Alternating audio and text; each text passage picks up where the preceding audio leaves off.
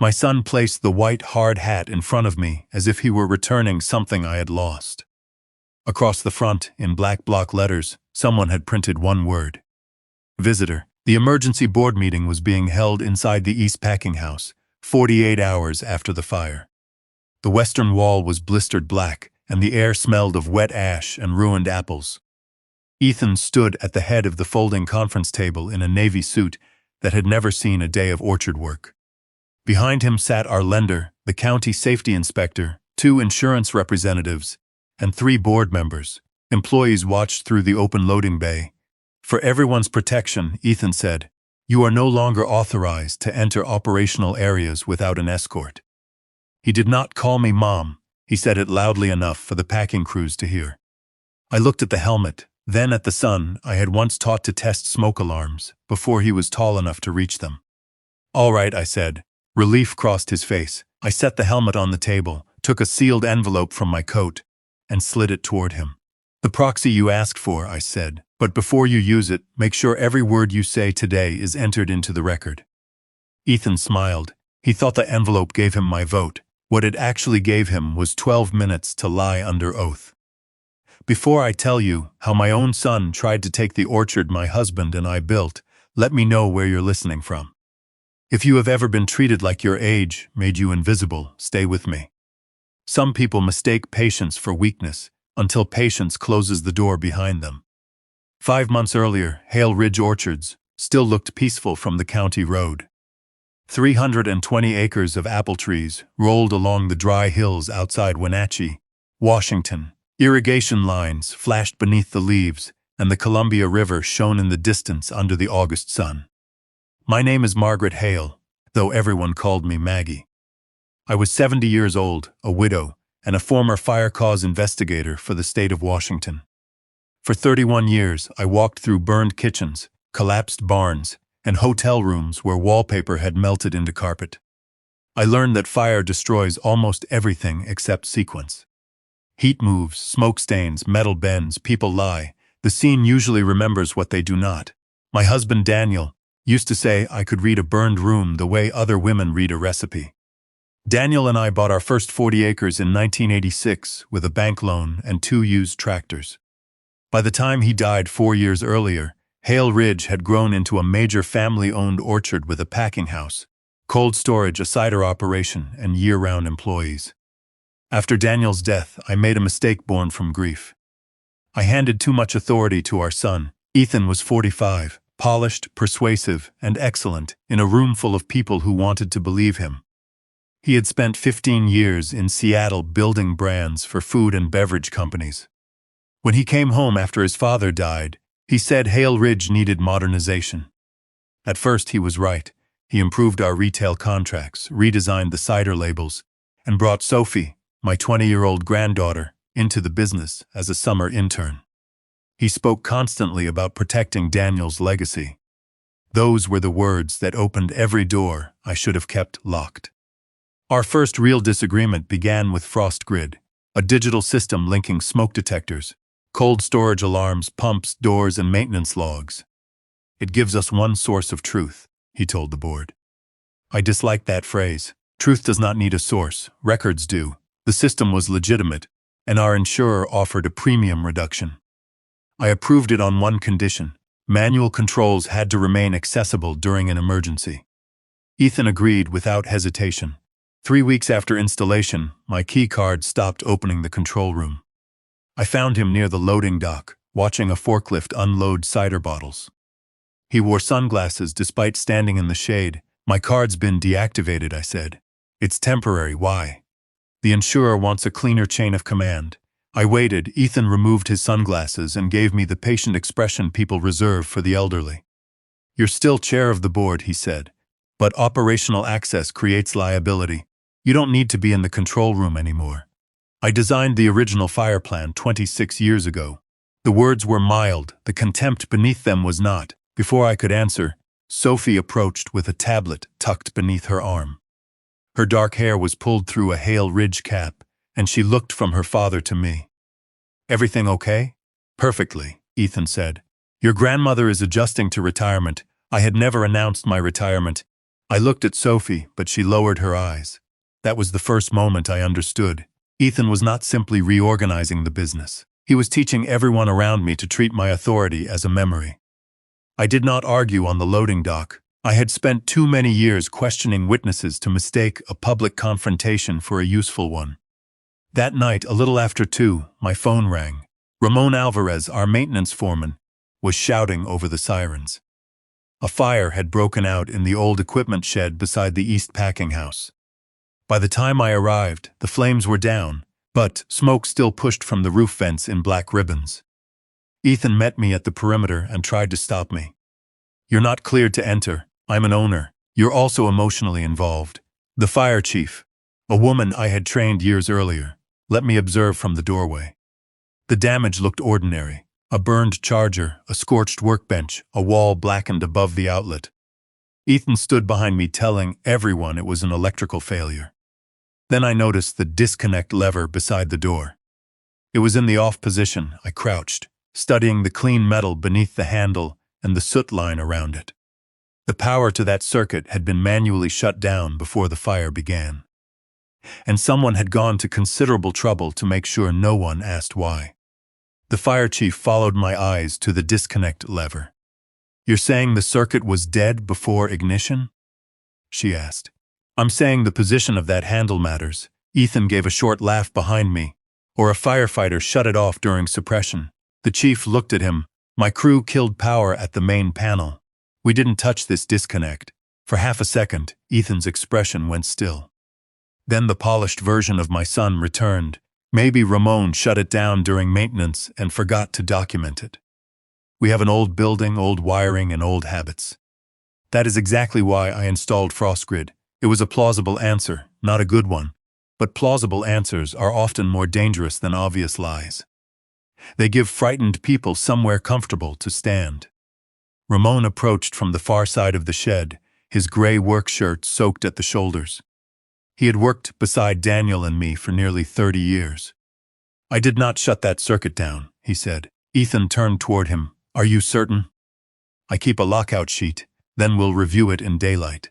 The fire chief sealed the shed until the county inspector arrived. I drove home alone through rows of trees silvered by irrigation mist. Daniel had loved that hour before sunrise. He believed trees told you what they needed, if you stopped trying to make them grow according to your timetable. People were less honest. Daniel and I met when we were 24. He knew apples, I knew fire. Neither of us knew how to raise a son while building a business that consumed every hour we had. Ethan grew up in the packing house. As a boy, he slept in my office during harvest and learned to read invoices before long division. Daniel adored him without reservation. I loved him just as fiercely, but I saw his impatience early. Ethan never wanted the slow reward. He wanted the new truck before the old one was paid off, the title before the experience, the applause before the work was finished. Daniel called it ambition. I called it hunger without a bottom. When Ethan left for Seattle after college, I was proud of him. He built a career in food branding, married Brooke, and gave us Sophie. He returned on holidays carrying expensive wine and ideas about what Hale Ridge was doing wrong. Then Daniel became ill. Pancreatic cancer reduced a strong man by degrees. First he stopped walking the far rows. Then he stopped driving. Finally, he could no longer climb the stairs. During Daniel's last 6 months, Ethan came home almost every weekend. He handled supplier calls while I was at the hospital. He sat with his father through long afternoons and helped Sophie with college applications at our kitchen table. He seemed patient in a way I had never seen before. The night Daniel died, Ethan held me in the hallway outside the hospice room. "I'll take care of Hale Ridge," he whispered. "You won't have to carry everything alone." Grief changes the weight of promises. The next morning, those words felt like rescue. Within a year, I made Ethan Chief Operating Officer. 2 years later, he became Chief Executive. I remained board chair and majority owner, but stopped attending every management meeting. I told myself I was making room for the next generation. The truth was uglier. Whenever I challenged Ethan, I remembered him changing his father's sheets, lifting him into a chair, and pretending not to notice how frightened I was. So I gave him the benefit of doubts he had not earned. By 7 the morning after the fire, Ethan had sent a company-wide email. The subject line read, "Safety Incent Immediate Modernizations." He described the fire as an electrical failure involving legacy infrastructure. He praised FrostGrid for preventing a wider disaster, though the system had not sounded until a seasonal worker saw smoke through a window. He also announced that all operational decisions now required his approval. I called him. "You issued a cause before the inspector arrived. I issued a preliminary assessment. You blamed the old system burned, the circuit was off." He exhaled. "Mom, you spent your career investigating fires after they happened. I'm trying to prevent the next one." It was carefully respectful on the surface, dismissive underneath. "What did FrostGrid record?" "I'll have IT prepare a summary. I want the raw log. That data is proprietary to whom?" A pause. "You didn't sleep last night, neither did I. Let's not turn one damaged shed into a war.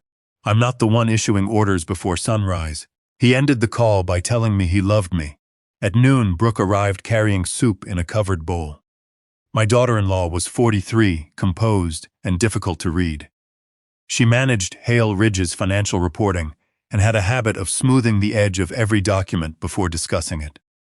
"You need to eat," she said. "I need the FrostGrid invoices." Her finger stopped on the lid. "Ethan is reviewing them." Why would Ethan review invoices before finance? "He wants one point of communication while the insurer investigates. One chain of command, one point of communication, one version of the truth." Before leaving, Brooke said, "He's under more pressure than you realize." "What kind?" "The expansion, interest rates, the cider line, everything." She picked up her purse too quickly.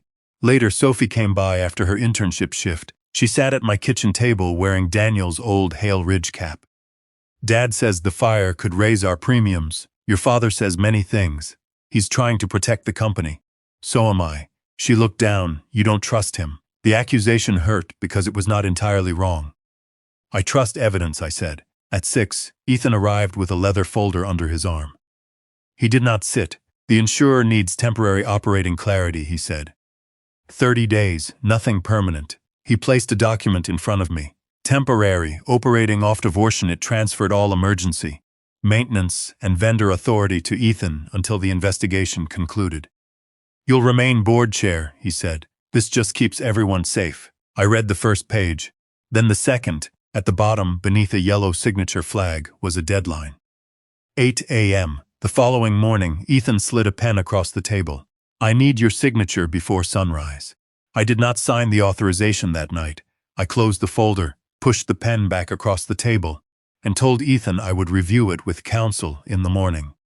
His jaw tightened. "It expires at 8. Then whoever created the deadline can extend it." "That is not how insurance compliance works." "No," I said. "That is how pressure works." For a moment, he looked less like my son and more like a man watching a door close before he could get through it. Then he softened his voice. "Mom, this is exactly what I am talking about. Every decision becomes a test of control with you." He left the folder on my table and walked out. At 7 the next morning, I drove to Hale Ridge without signing anything.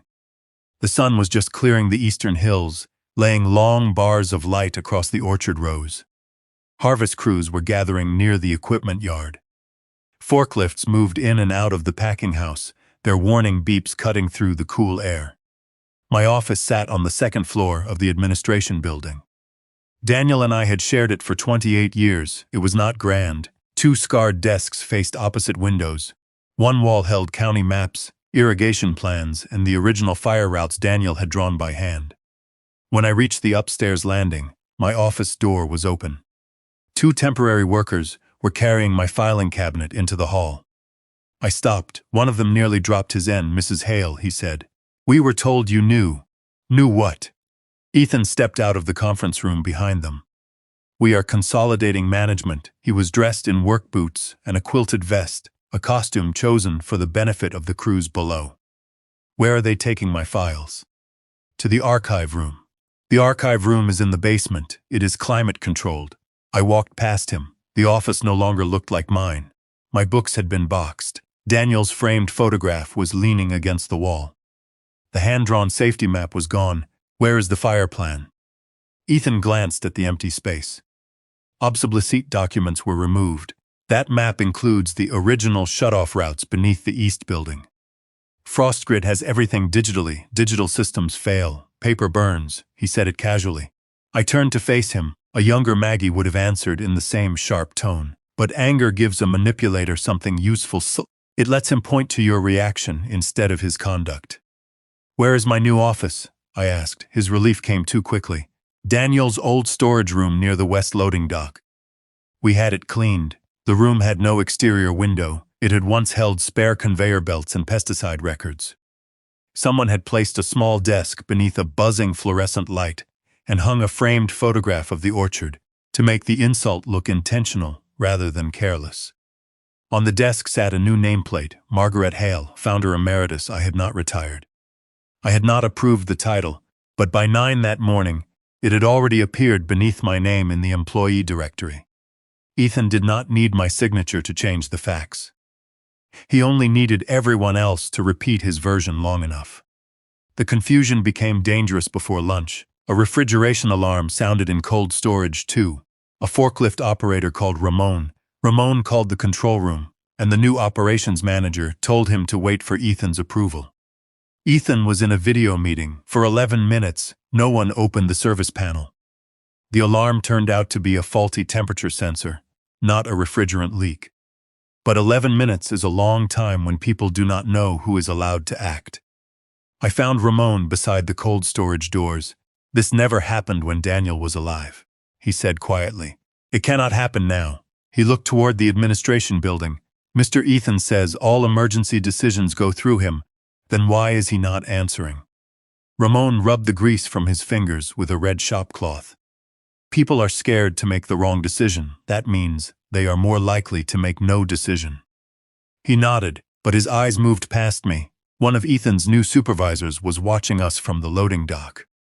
By afternoon, my old radio stopped receiving the maintenance channel. IT told me my access level had been changed during the system update. I crossed the yard to the control room. The glass door reflected my face back at me. My key card flashed red. I tried again, red. Through the glass I could see the FrostGrid dashboard glowing across 3 monitors. A young technician I did not recognize looked up from inside. He hesitated, then pointed toward the card reader as if I had forgotten how doors worked. Ethan appeared behind me. We discussed this. No, you announced it. The insurer requires limited access. Show me that requirement. I do not have to defend every operational decision in the hallway. You do when you make it in my name. His eyes hardened. This is not only your company anymore. That sentence stayed with me longer than the locked door. He was right in one respect. Hale Ridge supported families beyond ours, but he had begun using that truth as a weapon, turning every objection into selfishness and every boundary into proof that I could not let go. That evening, I drove to the small house Daniel and I had built on the northern edge of the property. It sat nearly 2 miles from the packing facility, beyond a windbreak of poplars. I made tea and opened the documents Ethan had left. The temporary authorization did more than centralize emergency decisions. It allowed him to select vendors, approve safety expenditures, and restrict access to non-essential legacy personnel. The phrase had been inserted 3 times. At 9:20, Sophie called, "Grandma, did you use your card at the control room last night?" "No, are you sure?" "I was home." She went quiet. "What happened?" "I am looking at the access report. Your credential opened the control room door at 2:13 in the morning. The equipment shed fire had been reported 12 minutes later." I looked through my kitchen window toward the distant glow of the packing house. "My card was in my purse beside my bed, I know," Sophie whispered. "Then the record is wrong." Another silence. When she spoke again, her voice was lower. "Grandma, your key card is not the only thing that can create that record." "What else can create it?" I asked. Sophie did not answer immediately. I could hear the soft tapping of her fingers against the tablet. "An administrator can issue a virtual credential," she said. "It copies the permissions of a physical card. The system still shows your name. Who has administrator access?" "Dad, Brooke, the outside vendor." "Which vendor?" "I don't know. Their account is listed as NOC service. Take a picture of that screen. I'm not supposed to share internal logs. You called because you knew something was wrong." Her breathing changed. Grandma, Dad says you've been looking for a reason to prove the new system doesn't work. Did he tell you I entered that room at 2:13 in the morning? No. Then he does not know what you found. Another pause. I'll send it, she whispered. The image arrived before we ended the call. It showed my name, my credential number, and a green access confirmation stamped at 213A. Beneath it was a small field most people would have ignored. Credential type. Remote temporary clone. I had spent decades explaining that fire scenes rarely surrender their secrets in dramatic revelations. More often, the truth hides in a word someone assumes is too technical or too small to matter. Temporary clone. Someone had not stolen my card. Someone had manufactured my presence. At 6 the next morning, I drove to the equipment shed before Ethan arrived. The county inspector had released the exterior, but kept the burned workbench and electrical components under seal. As an owner, I could observe from outside the marked boundary, provided I touched nothing. Rahman met me near the door. You should not be here alone, he said. I'm not alone. He looked at the empty yard. I meant without Mr. Ethan knowing, that is what I meant too. Rahman's mouth tightened. He did not approve, but he unlocked the outer fence. The shed smelled different in daylight. Wet insulation, scorched plastic, and fermented fruit from a damaged bin mixed into a sour chemical odor. I stood behind the yellow tape and studied the wall.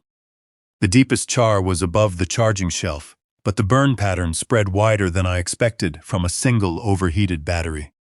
More important, the metal control cabinet mounted 6 feet away looked too new. Was that replaced after the fire? I asked. Rahman followed my gaze. No, you're sure? I installed the original cabinet myself. The front plate bore a clean silver label, Frostgrid Auxiliary Control Module, FG440, 8K174432. I took out my phone and photographed it from outside the boundary. When was the last inspection? I asked. 3 weeks before the fire. Show me the maintenance record. Rahman led me to his workshop. Unlike Ethan's digital dashboards, Ramon's records lived in thick binders organized by building and year. He believed computers were useful until someone spilled coffee on them.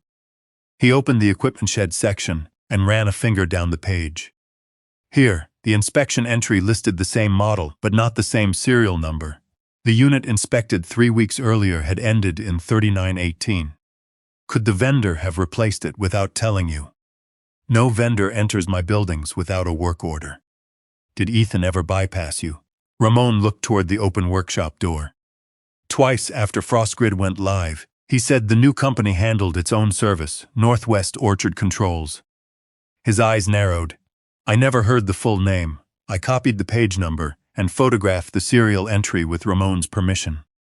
I did not remove anything. If this became evidence, the original had to remain where it belonged.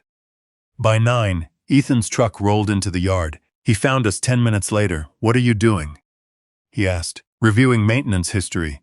You are under access restriction. I'm standing in Ramon's office. You know what I mean. I held up my phone. The control module at the equipment shed does not match the unit inspected 3 weeks before the fire. He did not look surprised enough. That is because it was replaced. When? After the system flagged unstable voltage. By whom? Northwest Orchard Controls. Where is the work order? Brooke has the invoice. Why wasn't Ramon notified? Ethan crossed his arms. Because Ramon is a maintenance foreman, not a systems engineer. Ramon's face changed, but he stayed silent. I asked, was the replacement done before or after the fire? Ethan's answer came half a second late. Before. Then why did you tell the insurer the original module failed during the incident? His eyes flickered. I said a module failed. I did not specify which one. You said the system detected the electrical fault. It did.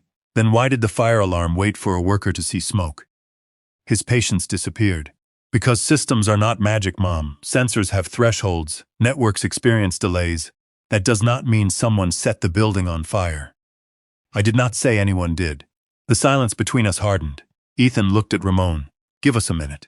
Ramon did not move. I said, leave. This is my workshop and I'm your employer.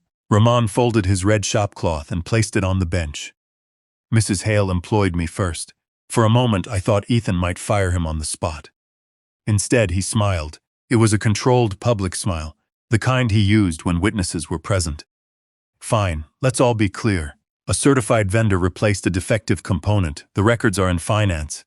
There is nothing suspicious about preventive maintenance. Then send me the invoice. You'll have it by the end of the day. He turned to leave, then stopped beside me. Every time you question a routine decision, you make the staff doubt the people responsible for keeping them safe. Doubt is not what makes people unsafe. What does? Obedience without verification. His face closed. Brooke emailed the invoice at 4:47 that afternoon. Northwest Orchard Controls had billed Hale Ridge $38,600 for an emergency control module replacement, remote programming, and overnight compliance testing. The amount was high, but not impossible for specialized work. The document included a company address in Yakima, a state contractor number, and a telephone number. It also carried Brooke's electronic approval. I searched the contractor number first. The public registry showed a valid license issued years earlier, but the company status field had not been updated recently. Then I called the number. A woman answered on the fourth ring, Northwest Orchard Controls. There was a pause. No, she said. This is a private residence. I apologized and read the number back. You're not the first person to call, she said. The orchard company shut down. My husband bought this number last year. Do you know when they closed? Before we moved here. Maybe a year and a half ago, I checked the state business registry again, this time by legal name. The dissolution date appeared halfway down the page. Northwest Orchard Controls had ceased operations 18 months before it supposedly replaced our control module. And Hale Ridge had paid a dead company $38,600. I should have waited. That is easy to admit now, after everything that followed. At the time, the dissolved company felt like the crack I had been looking for. I believed one hard fact would be enough to force Ethan into the open. I forgot that facts do not speak for themselves when someone else controls the room. The next morning, I called an emergency family board meeting. Hale Ridge had 5 voting members. I held 2 seats through my ownership. Ethan held 1. Brooke held 1 as chief financial officer. The 5th belonged to Warren Pike, a retired produce distributor who had invested in our expansion 15 years earlier. I expected Ethan to resist the meeting. Instead, he arrived early. When I entered the conference room, he was already seated beside Brooke with 3 organized binders in front of him. Warren sat at the far end, stirring powdered creamer into his coffee. Sophie had been asked to record the minutes. Her presence should have warned me. Ethan wanted an audience. I placed the invoice for Northwest Orchard Controls on the table. This company dissolved 18 months ago, I said. Yet Hale Ridge paid it $38,600 for work supposedly completed last month. Warren put down his spoon. Brooke stared at the invoice. Then at Ethan. He remained calm. Is that all? He asked. It is enough to stop payment and open an investigation. The payment already cleared, then we recover it. Ethan opened the first binder. Northwest Orchard Controls was purchased by a private service group after dissolution. The old trade name remained on transitional invoices while the new ownership completed registration. Which service group? Cascade Agricultural Systems. Where is the acquisition record? With their counsel. Where is their current contractor license? Pending transfer. The answer was smooth, too smooth. I looked at Brooke. Did you verify that before approving the invoice? Her fingers pressed against the edge of the table. I received the vendor packet through the operations office. That is not what I asked. Ethan leaned back. You are interrogating the wrong person. I am asking our chief financial officer whether she verified a vendor before releasing company funds. Brooke's face went pale. Yes, she said quietly. The documents appeared complete. Appeared? Ethan closed the binder. Mom, you called an emergency meeting over a registration delay. We have a burned building, an active insurance review, and crews preparing for harvest. This is exactly the kind of distraction we cannot afford. A non-existent company replaced a control module before a suspicious fire. Warren shifted in his chair. Suspicious? He asked. The electrical circuit had been shut off. Ethan opened the second binder. Inside were printed maintenance reports, emails, and photographs. The disconnect had been placed in the off position 6 days before the fire, he said. At Margaret's direction, I stared at him. That is false. He slid a work authorization across the table. At the bottom was my electronic signature. The document instructed maintenance to isolate the charging circuit due to intermittent voltage instability and delay full replacement until after harvest. I read it twice. The language sounded like me, concise, technical, cautious, but I had never seen it. This signature was copied. Brooke opened her laptop. The approval came from your Hale Ridge account at 9:42 p.m. on August 3rd. Where was I? Ethan answered before she could. At home, exactly. You routinely worked from home. I looked at Sophie. She had stopped typing. Did you find the remote clone entry? I asked her. Ethan's head turned. What remote clone? Sophie looked trapped. I had promised myself I would protect her. Instead, I dragged her into the center of the room because I wanted one clean victory. She swallowed. There was a temporary credential attached to Grandma's access profile. When? Ethan asked. The night of the fire. Why didn't you report it to me? I only saw it because I asked her to look, I said. Ethan's expression changed from confusion to disappointment. It was a performance, but Warren did not know that. You asked an intern to access restricted security records? I asked my granddaughter to explain a system entry. You involved Sophie in a private investigation against her own father. I involved her in finding the truth. No, he said. You involved her in your suspicion. He stood and walked to the screen at the end of the room. A presentation appeared. The first slide showed a list of safety upgrades I had delayed over the previous 4 years. New sprinkler heads in the cider building, replacement emergency lighting, additional sensors in the older cold storage rooms, revised electrical panels in the equipment shed. Beside each item was a date and a note, deferred by board chair. Some were accurate. During Daniel's final illness, I had postponed several capital projects because cash flow was tight. Ethan moved to the next slide. It showed emails I had written during those months. I do not believe we should rush this. Daniel would want us to proceed carefully. Let's wait until the next quarter. Separated from context, the messages made me sound frozen in the past. You built this place, Ethan said, lowering his voice. No one disputes that, but since Dad died, every change feels like a betrayal to you. Do not use your father to excuse fraud. I am not excusing anything. I am explaining why you see enemies in every decision. Warren looked at me with pity. That was worse than anger. Ethan continued. You have entered sealed areas without authorization. You have pressured employees to give you confidential records. You asked Sophie to search access logs. You are now accusing a licensed service provider of being fake based on a disconnected phone number. The provider is not licensed. Cascade's transfer is pending. You have shown no proof it exists. He opened the third binder. Brooke removed a document and placed it in front of Warren. It was a resolution temporarily suspending my operational authority for 30 days pending the county and insurance investigations. This is not punishment, Ethan said. It protects Margaret and the company. I almost laughed. Control disguised as care, the oldest trick in his new language. Warren cleared his throat. Maggie, maybe 30 days would let everyone breathe. This company does not have 30 days to ignore what is happening. Ethan's eyes met mine. Then let the professionals decide. The vote was called. My 2 votes opposed. Ethan voted yes. Brooke hesitated for 7 full seconds before raising her hand. Warren looked at me, apologized, and voted with them. The resolution passed 3 votes to 2. I had built Hale Ridge from borrowed land and second-hand machinery. In less than 20 minutes, my own family had removed me from its daily operations. As Sophie closed her laptop, a uniformed county inspector appeared at the conference room door. He carried a certified envelope. Margaret Hale? I stood. He handed it to me in front of everyone. Inside was a preliminary liability notice for the equipment shed fire. The county's findings cited deferred electrical repairs, inadequate legacy controls, and a shutdown authorization bearing my signature. According to the official record, the first fire had not exposed Ethan. It had exposed me. I carried the county notice out of the conference room without giving Ethan the satisfaction of seeing my hands shake. Outside, the harvest crews had returned to work. Bins rolled toward the sorting line.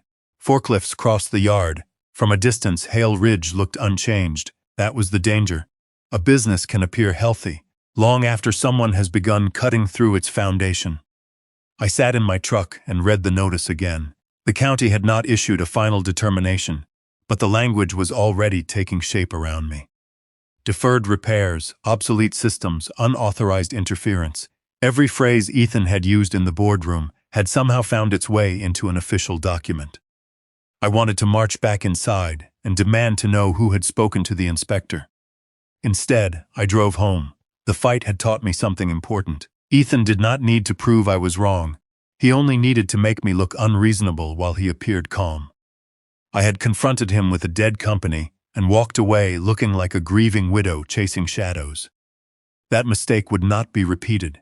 The next morning I called Ethan. "I owe you an apology," I said. The silence on his end lasted just long enough for me to imagine his smile. "For what?" "For turning the meeting into a family argument."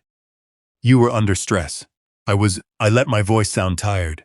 "I've been holding on too tightly since your father died. Maybe 30 days away from operations is what I need."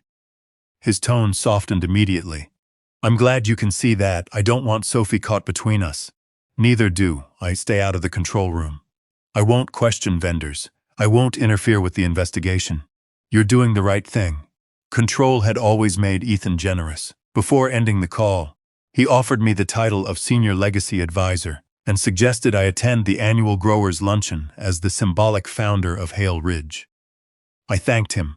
Then I hung up and began my real investigation. I removed every company document from my dining table and stored it in the locked file cabinet Daniel and I had once used for land deeds. I stopped calling Ramon from my personal phone. I stopped asking Sophie direct questions. At Hale Ridge, I began moving more slowly. I carried a cane I did not need. I allowed Ethan's supervisors to open doors for me. When conversations became technical, I smiled and said the new systems were beyond me. Within a week, people stopped lowering their voices when I entered a room. That was when they became useful. I heard a procurement manager complain that emergency invoices no longer required competing bids. I heard one of Ethan's new supervisors joke that FrostGrid could regidate yesterday if you knew the password. Most of it was gossip, but gossip tells you where to look. I still had lawful access to board-level records, insurance reports, and documents created before my suspension. I requested copies through our outside account rather than through Brooke. The request looked routine, an aging founder preparing archival files. 3 days later, a box arrived containing the equipment shed incident report, the FrostGrid event summary, maintenance logs, and previous alarm histories. I turned the guest room into a private evidence room. On one wall, I taped a timeline beginning 3 weeks before the fire. The original control module had been inspected on July 26th. A replacement invoice had been issued on August 9th. My supposed work authorization was dated August 3rd. The fire occurred on August 18th. The sequence made no sense. If the original module showed dangerous voltage instability on August 3rd, why had no one replaced it until 6 days later? If the new module had been installed on August 9th, why did the invoice include post-incident diagnostics for a fire that had not happened yet? The words were buried in a line item near the bottom. Most people would have read past them. I circled the phrase in red. Then I examined the FrostGrid report. The system had recorded normal temperature readings at 2:08 a.m. At 2:14 it registered smoke. Between those entries was a short blank line marked Remote Surface Destination Data Unfavorable. No duration was listed.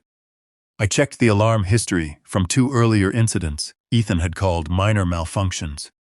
One had involved an overheated motor in the cider building.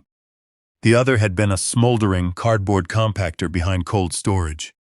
Both reports contained the same phrase, Remote Surface Determinations Data Unfavorable, that did not prove arson. Networks dropped connections, servers rebooted, software froze, but coincidences have shape, and this one had begun to form a pattern.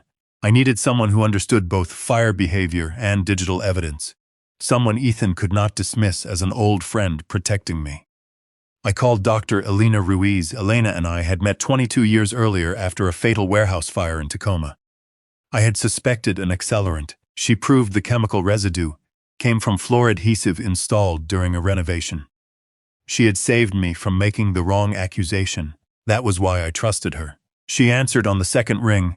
"Maggie Hale," she said. "Either you miss my coffee or something burned, both." Her voice changed. What happened? I need you to review 3 incident summaries. Not as a favor, as a paid consultant. Are they under active investigation? Yes. Do you have legal access to the records? Yes. Have you touched the physical evidence? No. Good. Send copies, not originals. I scanned the reports and removed nothing. No handwritten notes. No accusations. Only the documents as they had been produced. Alina called me that evening. I need the full server logs, she said. I don't have them. These summaries are generated reports. Someone selected what appears here. What did you find? The interruptions, I saw them. Did you measure them? I looked at the 3 reports spread across the table. No duration is listed. There is, if you compare the timestamps before and after each missing sequence. I wrote the numbers down. The cider motor incident, the compactor incident, the equipment shed fire. My pencil stopped moving. Alina spoke quietly. Maggie, all 3 gaps are exactly the same length. How long? 47 seconds. The number sat on the page between us, not 46, not 48. 3 separate incidents, in 3 separate buildings, months apart. Each one had forgotten the same 47 seconds. Fire does not repeat itself that neatly. People do. Elena arrived at Hale Ridge 2 mornings later, in a mud-splattered Subaru with 3 hard cases in the back, and a thermos large enough to survive a siege. She was 62, narrow-shouldered, silver-haired, and as precise as a laboratory scale. Retirement had changed her address, not her habits. Before stepping out of the car, she photographed the equipment shed from 4 angles. You said the county released the exterior? She asked. Yes, the electrical cabinet and burned workbench remain sealed. And your son knows I'm here. He thinks you're helping me catalog Daniel's old safety records. Alina lifted one eyebrow. That is almost true. Those are the best lies. No, she said. Those are still lies. Try not to become impressed with yourself. That was Elena. She had no interest in helping me feel clever. She was interested in keeping me accurate. Ramon met us beside the maintenance building. He had agreed to cooperate only, after I promised we would touch nothing covered by the county seal and remove no company property. I need this job, he told Elena. My son does too, so do the people who work near faulty alarms, she replied. He nodded once. Inside his workshop, Elena reviewed the original maintenance binder, the photographs of the mismatched serial numbers, and the invoice from Northwest Orchard Controls. She examined each page without commenting. Finally, she pointed to the handwritten inspection entry from July 26th. Who wrote this? I did, Ramon said, and this number was copied directly from the installed unit. I stood in front of it. Did anyone ask you to revise the record later? No, she turned to the replacement invoice. Who signed the completion line? A name had been typed beneath a digital signature. Marcus Vane, Senior Systems Technician. Ramon leaned closer. I never met him. Did you meet any outside technician during the week of August 9th? One man came in a white service van. Ethan walked him through the east buildings himself. Uniform, gray shirt, no company patch, tools. A black case, laptop bag. How long was he here? Maybe 2 hours. Did he sign the visitor log? Ramon's mouth tightened. Mr. Ethan told security not to bother him with paperwork. Elena looked at me. There's your first witness to an undocumented vendor visit. It proves poor procedure, not fraud yet. Do not fall in love with that word. She requested the full alarm summaries and spread them across Ramon's workbench. Then she used a ruler to mark the missing intervals. 47 seconds each. What can remove the same interval from 3 reports? I asked. A report template, a programmed reset, a communication buffer, intentional deletion. She capped her pen. Or something we have not considered. That is not very satisfying. Evidence is not responsible for your satisfaction. We spent the next hour tracing the sequence of each incident. The cider building motor had overheated at 11:36 p.m. On May 14th, the cardboard compactor had begun smoldering at 1:07 a.m. On June 29th, the equipment shed fire had started just after 2 in the morning on August 18th. Different buildings, different equipment, different stated causes, but each event occurred during a remote service interruption. Each interruption ended seconds before a local sensor finally reported a problem. And in each case, the first alarm had come from a person rather than frost grid. Someone may have been testing response times, I said. Raman looked at me, testing what? How long smoke could build before a worker noticed. How quickly the night crew called, which buildings brought the fire department fastest. Elena did not agree, but she did not dismiss it either. It is a hypothesis, she said. Nothing more. She asked Ramon whether any components from the earlier incidents had been replaced. He opened another binder. The cider motor controller had been replaced by Northwest Orchard controls. So had the compactor relay. Both invoices used the same dead company. Both were approved at rates nearly 3 times the normal cost. All 3 payments had been sent to the same bank routing number. Can you access vendor banking information? Elena asked me. Only through board finance records, then use the board process. Do not sneak into accounting. I know how evidence works. You also called an emergency meeting before you had enough of it. That silenced me. Elena took photographs of the invoices and prepared a written receipt for each digital copy. She documented where the originals remained and who had been present. Then she asked Ramon about the replacement module. If the invoice is false, where did the physical unit come from? He rubbed his jaw. FrostGrid sells through authorized distributors. The serial number should identify the purchaser. Can you call the manufacturer? I asked. Not without alerting operations, he said. All technical inquiries go through Ethan's office now. Elena closed her case. Then we do not call as employees. She contacted FrostGrid from her consulting office that afternoon, identifying herself truthfully as a forensic specialist reviewing a fire loss on behalf of an owner. The manufacturer would not release customer information, but a support representative confirmed one useful fact. Serial number 8K174432 had never been assigned to Northwest Orchard Controls. It had been sold through a distributor in Spokane to a company called Summit Beverage Recovery. The name meant nothing to me. Raman recognized it. That was Ethan's cider company, he said. Before returning to Hale Ridge, Ethan had launched a premium taproom chain called Summit Cider House. It had expanded rapidly, then disappeared just as quickly. Ethan told us the business had been sold to private investors. Public records showed something different. Summit Beverage Recovery was the entity created to liquidate the failed company's equipment. Ethan still controlled it.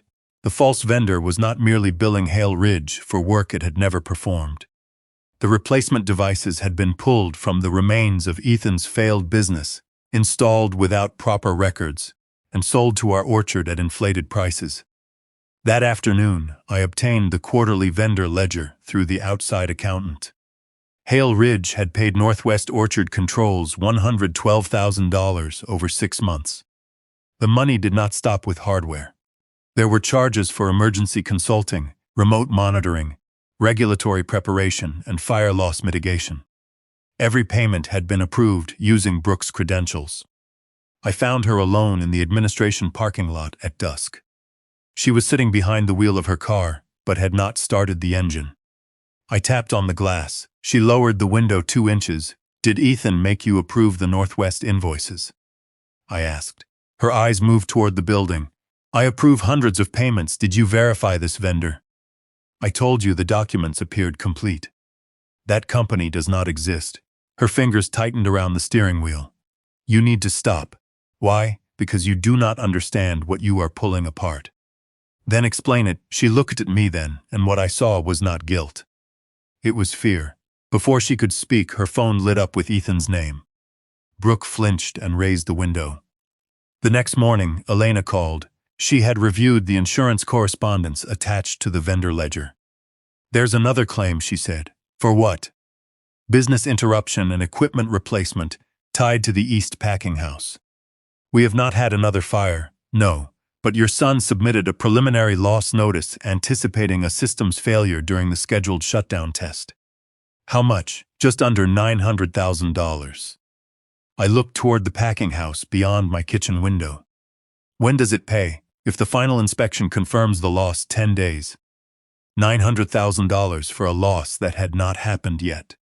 I wrote the figure on a legal pad and stared at it until the ink dried. Elena remained silent on the phone. Who submitted the notice? I asked. Ethan, as chief executive, did he identify the expected cause? A cascading control failure during the scheduled shutdown test. expected damage, primary sorting motors, cold storage transfer lines, and electrical distribution in the East packing house. He had described the future with remarkable confidence. Can an insurer accept a preliminary notice before a loss? They can be alerted to a potential interruption. Agricultural operations sometimes notify carriers when equipment is at immediate risk. But they do not pay for predictions. No, a formal claim still requires an actual loss and an inspection. When is the inspection? 12 days. The deadline changed the shape of everything. Until then, I had been following evidence backward: dead vendors, inflated invoices, missing data. Now Ethan had given me a point in the future. Something was supposed to happen before the insurance inspector arrived. At Hale Ridge, his control tightened almost immediately. He announced a temporary harvest stabilization plan that eliminated 6 full-time maintenance positions and replaced them with outside contractors. Ramon kept his job, but 2 men who had worked beside him for more than 20 years were given notices. Ethan framed the cuts as necessary modernization. At a staff meeting, he stood in front of the Hale Ridge logo and spoke about protecting the orchard from legacy inefficiency. I watched from the back row with my cane across my knees. No one asked what legacy meant, they all knew. Afterward, Ramon found me near the employee parking lot. "He wants my son gone," he said. Ramon's son, Luis, maintained refrigeration equipment and lived with his wife and 2 children in one of the houses on the southern edge of our property. Did Ethan give a reason? Contract consolidation. What did he say privately? That loyalty is not a qualification. Ramon looked toward the packing house. If Luis loses the job, he loses the house too. That was how Ethan built obedience. He did not threaten 1 thing when he could threaten 3. The next day, Hale Ridge's lender sent notice that Ethan had requested an emergency line of credit secured against future crop revenue. The stated purpose was to cover fire-related operational risk. I still held majority ownership, so the lender copied me. I called Warren Pike. "Did you know about the loan?" He mentioned liquidity pressure. "How much?" $2 million. "And you did not think the board should discuss it?" He said it was temporary. Temporary is the word people use when they want permanent authority before anyone notices.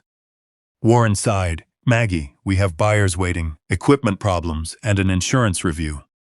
Ethan is trying to keep the company moving. He is borrowing against apples we have not sold to cover a fire we have not had." That is an unfair way to describe it. It is an exact way. He ended the call by telling me not to make the situation worse. By then, Ethan had learned that phrase worked well on people who were afraid. Sophie came to my house on the 7th evening of the countdown. She stood on the porch wearing her Hale Ridge jacket, though the night was warm. Her eyes were red. "I can't stay long," she said. I let her inside without asking why she had come. She placed a document on my kitchen table. It was a witness declaration prepared for the insurer. According to the statement, Sophie had repeatedly observed me bypassing safety procedures, entering restricted areas, and criticizing Frost Grid because I did not understand modern automated controls. At the bottom was a blank signature line. "Did you write this?" I asked. "No, who did?" "Dad's attorney. Why does he need your signature?" "He says the insurer wants statements from people who work on site." "You are an intern," he says. "That makes me neutral." I read the page again. One paragraph claimed I had ordered Ramon to delay replacing the equipment shed circuit. That was the same falsehood used in the county notice. "This statement could make me personally liable," I said. "I know. Did your father explain that?" "He said it was only about protecting the company." "What did you tell him?" "That I needed time." "How much did he give you?" "Until tomorrow." She stood and paced toward the window. "If I refuse, he'll know I told you about the access clone." "Did you tell him?" "No, then do not sign." She turned on me. "You say that like it's easy." "I did not say it was easy. He is my father, and I am your grandmother. That is exactly the problem." Her voice cracked. "You both look at me like I'm supposed to decide which one of you is telling the truth." I softened my tone. "You are not responsible for choosing between people. You are responsible for choosing whether your own name goes beneath something false." She looked down at the statement. "What if refusing destroys the company?" Then the company was already being held together by a lie. She left without promising anything. The next morning, Ethan posted the shutdown schedule. The East Packing House would go offline at 11 p.m. Friday for what he called a full system stress test. Frost grid technicians would remotely disable selected alarms while the electrical panels were inspected. The building was supposed to be empty. I asked Elena to review the procedure. No competent safety plan disables detection across an occupied agricultural facility, she said. They claim it will be unoccupied. Who verifies that? Operations, meaning Ethan. By then, we had 5 days left before the insurance inspection. Rahman avoided me for most of that day. Near sunset, he appeared at my back door, holding a folded sheet of paper. I should not have this, he said. What is it? The final maintenance schedule for the shutdown. He opened it on my table. The list included panel inspections, compressor checks, sprinkler valve tests, and manual verification of the eastern conveyor line. At 11:20 p.m., one name appeared beside the words, Interior Relay Inspection East, sorting level Ramon Alvarez. I looked up. You were told the building would be empty. That is what the safety notice says. Did you ask Ethan? He said the system would only be down for a few minutes. How many? Ramon unfolded a second page. The remote disabling window was printed at the bottom. 47 seconds. The same interval missing from every previous incident. Ramon's name remained on the interior schedule for the exact moment the alarms were set to go blind. Ramon stood at my kitchen table, staring at his own name on the shutdown schedule. You are not going inside that building Friday night, I said. If I refuse, Ethan fires me. If you go in, the alarms fail while you are standing beside electrical equipment someone has already manipulated. He will replace me with Luis. Then Luis will be the one inside. That silenced us both. The orchard had always depended on men like Ramon, people who knew which conveyor rattled before a bearing failed, which valve froze first in January, and which seasonal worker had a child waiting in the employee housing. Ethan saw labor as a number that could be moved from one column to another. I saw names. We cannot warn him yet, I said. Rahman looked at me as though I had betrayed him. You want me to keep working? I want Ethan to believe the schedule has not frightened us.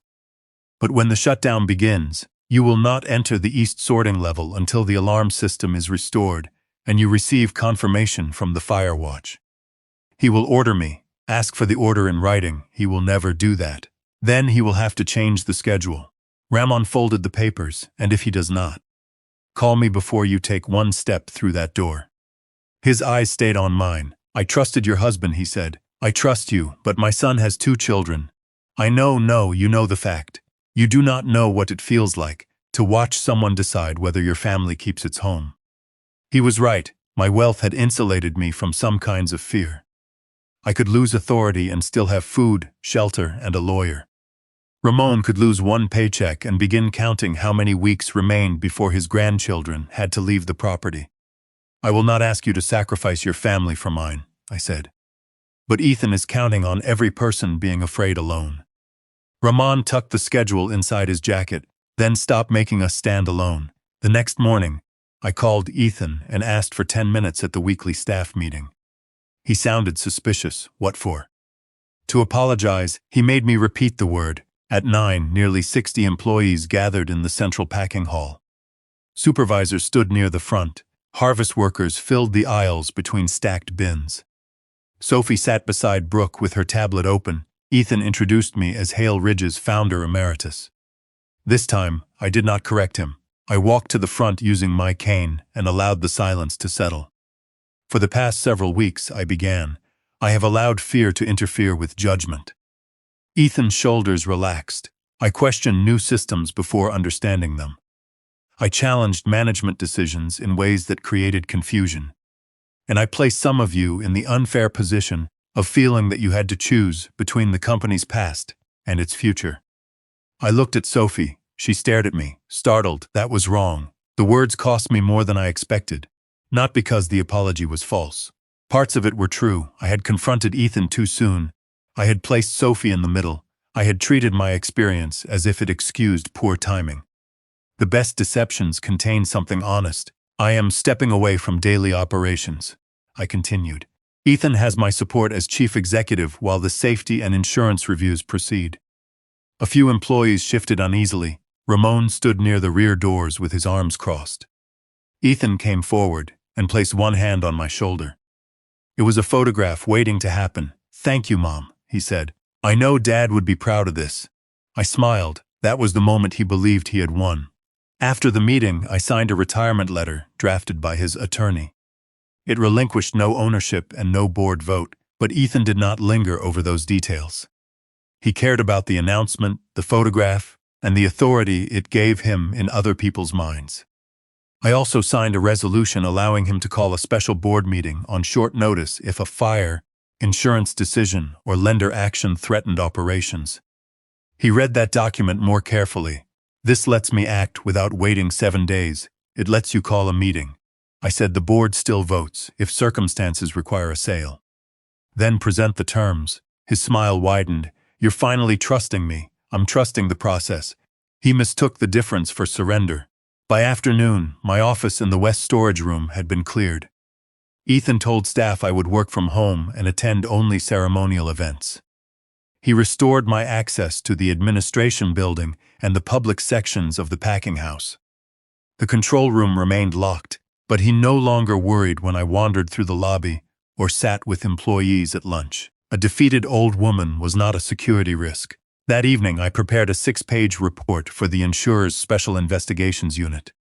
I included only what could be verified: 3 identical 47-second service interruptions, 3 inflated invoices from a dissolved vendor, replacement components traced to Summit Beverage Recovery, a preliminary claim describing damage before it occurred, the upcoming shutdown with an employee scheduled inside during the disabled alarm window. I did not accuse Ethan of arson. I did not mention Uffamley's suspicions or Brooks' fear. I asked the insurer to preserve its records, suspend advance payment, and compare Hale Ridge's local event summaries with the manufacturer's original server data.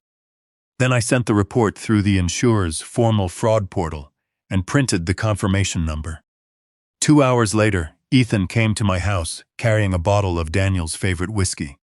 "A peace offering," he said. He poured 2 glasses and spoke enthusiastically about Hale Ridge's future. New capital, new buyers, a leaner operation. He even offered to name the tasting room after me. I listened, nodded, and let him describe how much easier everything would become once the insurance matter was resolved. When he left, he kissed my cheek. His phone rang before he reached the porch. He glanced at the screen and stepped outside to answer. I heard only one sentence through the open door.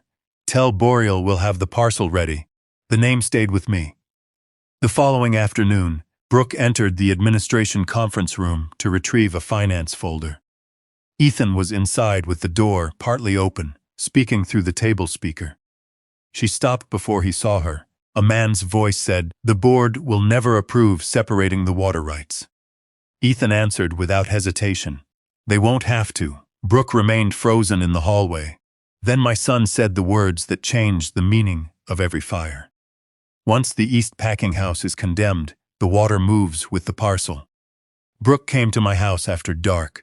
She parked behind the windbreak instead of using the driveway, then stood on my porch for nearly a minute before knocking. When I opened the door, she looked over her shoulder toward the road. "Is Ethan here?" she asked. "No, did he call?" "Not since yesterday." She stepped inside but kept her coat on. For years, I had mistaken Brooke's reserve for coldness. That night, I saw what it really was: containment. She had spent a long time learning how to prevent fear from reaching her face. "Who is Boreal?" I asked, her eyes lifted sharply. "You heard that name?" Ethan mentioned a parcel. "You heard more." Brooke moved to the kitchen table and placed both hands on the back of a chair without sitting. "Boreal Compute develops data centers." I knew little about data centers beyond their appetite for electricity and cooling. "What do they want with an apple orchard?" "They do not want the orchard." "Then what?" She looked toward the dark window. "The water." The word sounded absurd until I remembered the Columbia River shining beyond our hills and the irrigation canals Daniel had spent half his life protecting. Hale Ridge did not merely own land.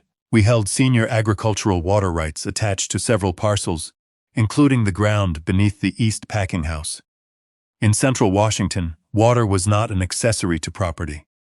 Water was the property's future. How long has Ethan been talking to them? I asked. I don't know, you manage the finances, I manage what he lets me see, that is not an answer. Her fingers tightened against the chair. I found consulting payments 6 months ago. Ethan said they were for energy efficiency studies. The invoices came through an outside development firm. Name? Mercer Vale Infrastructure. Did you approve them? My login approved them. There was a careful distinction in her wording. Brooke, are you saying someone used your credentials? She looked directly at me. I'm saying Ethan knows every password I have. Before I could press further, headlights moved between the trees. Brooke stepped away from the window. A delivery truck passed on the county road. She released the chair. I should go. You came here to tell me something. I came here because if the East Packing House is condemned, the lender can force a restructuring. Ethan can argue that selling the eastern parcel is the only way to preserve the rest of Hale Ridge.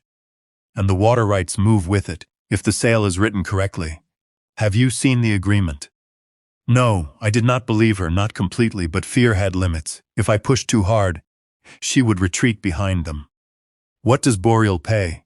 I asked. Her voice dropped, enough to erase a great deal of debt. Then she left through the back door. The next morning, Elena and I began with public records.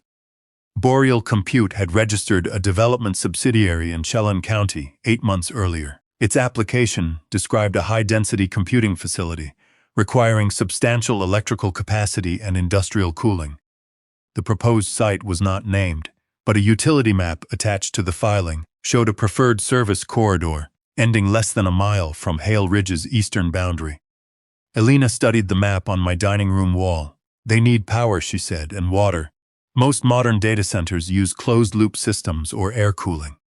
Most orchards do not come with senior irrigation rights, and a county eager for taxable development. We traced the parcels surrounding the East Packing House. The land was less valuable for apples than our western rows. The soil was thinner, and decades of truck traffic had compacted the ground. But it sat beside a transmission route, a county access road, and one of our oldest water allocations. The packing house was the obstacle. As long as it remained operational, the land was central to Hale Ridge's agricultural business.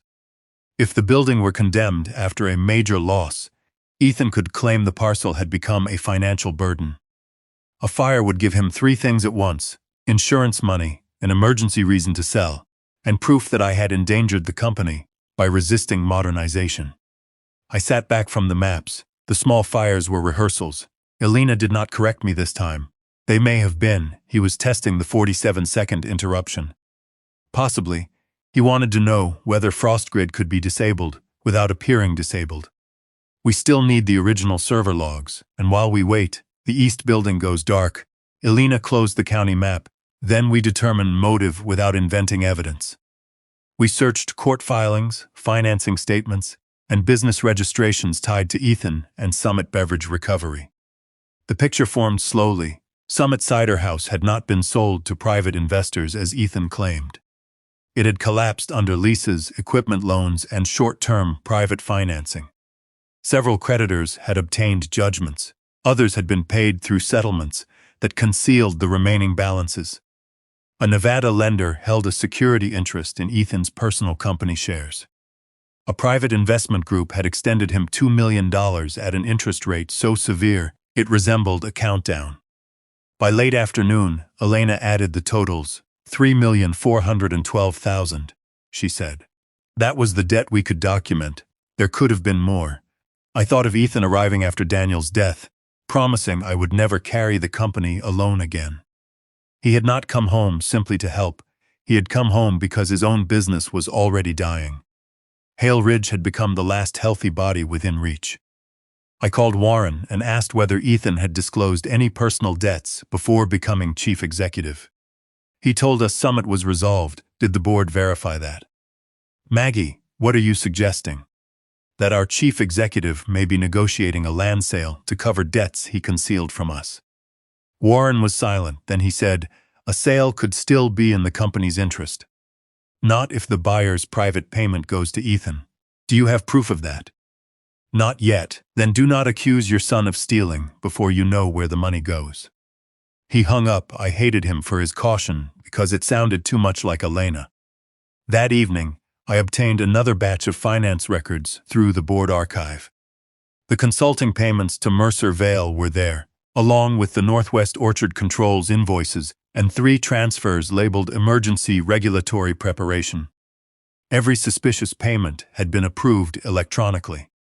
Every authorization carried the same username, Brooke Hale CFO. I compared the timestamps with the family calendar. One payment had been approved while Brooke and Sophie were attending a university orientation in Pullman. Another had cleared during Daniel's memorial service, while Brooke sat 3 chairs away from me. The credentials were hers. The timing could not have been. Either Ethan was framing his wife, or Brooke had been part of the plan from the beginning. For 2 days I watched Brooke as if she were a suspect. That was not difficult. Suspicion has a way of turning ordinary behavior into evidence. When she left finance carrying a locked document case, I wondered what she was hiding. When she changed her password, I assumed she was destroying access. When she avoided me in the packing house, I saw guilt instead of fear. I had made that mistake before in fire investigations. You decide where the flame began, then every blackened surface seems to point back to the place you chose. A good investigator learns to distrust the first story she tells herself. I needed someone outside the family to examine what we had. The insurer assigned Grant Mercer from its Special Investigations Unit 3 days after I submitted my report. Grant was 51, broad-faced, and careful with every word. He met Elena and me in a rented conference room in downtown Wenatchee rather than at Hale Ridge. He placed my 6-page report on the table. "You understand I do not represent you," he said.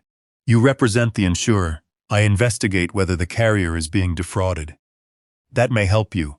It may also create problems for you. I've survived problems. That is usually what people say before creating new ones."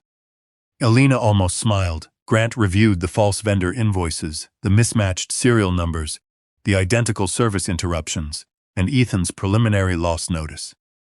"These facts justify preservation requests," he said. "They do not yet prove anyone intended a fire. The loss notice describes equipment that has not failed. It describes anticipated damage during a scheduled stress test, which is convenient. Convenience is not a criminal charge." He turned to the access records. "The disabled intervals are more useful, but these are summaries generated locally. If someone altered the report template, we need the manufacturer's server data to show it. Can you get that? With the carrier's legal authority, yes. But FrostGrid will notify the policy administrator that records have been requested. Ethan, most likely. That meant the moment Grant moved, Ethan might accelerate. What about Brooke's credentials? I asked. Grant studied the approval times. Credentials establish an account, not a person.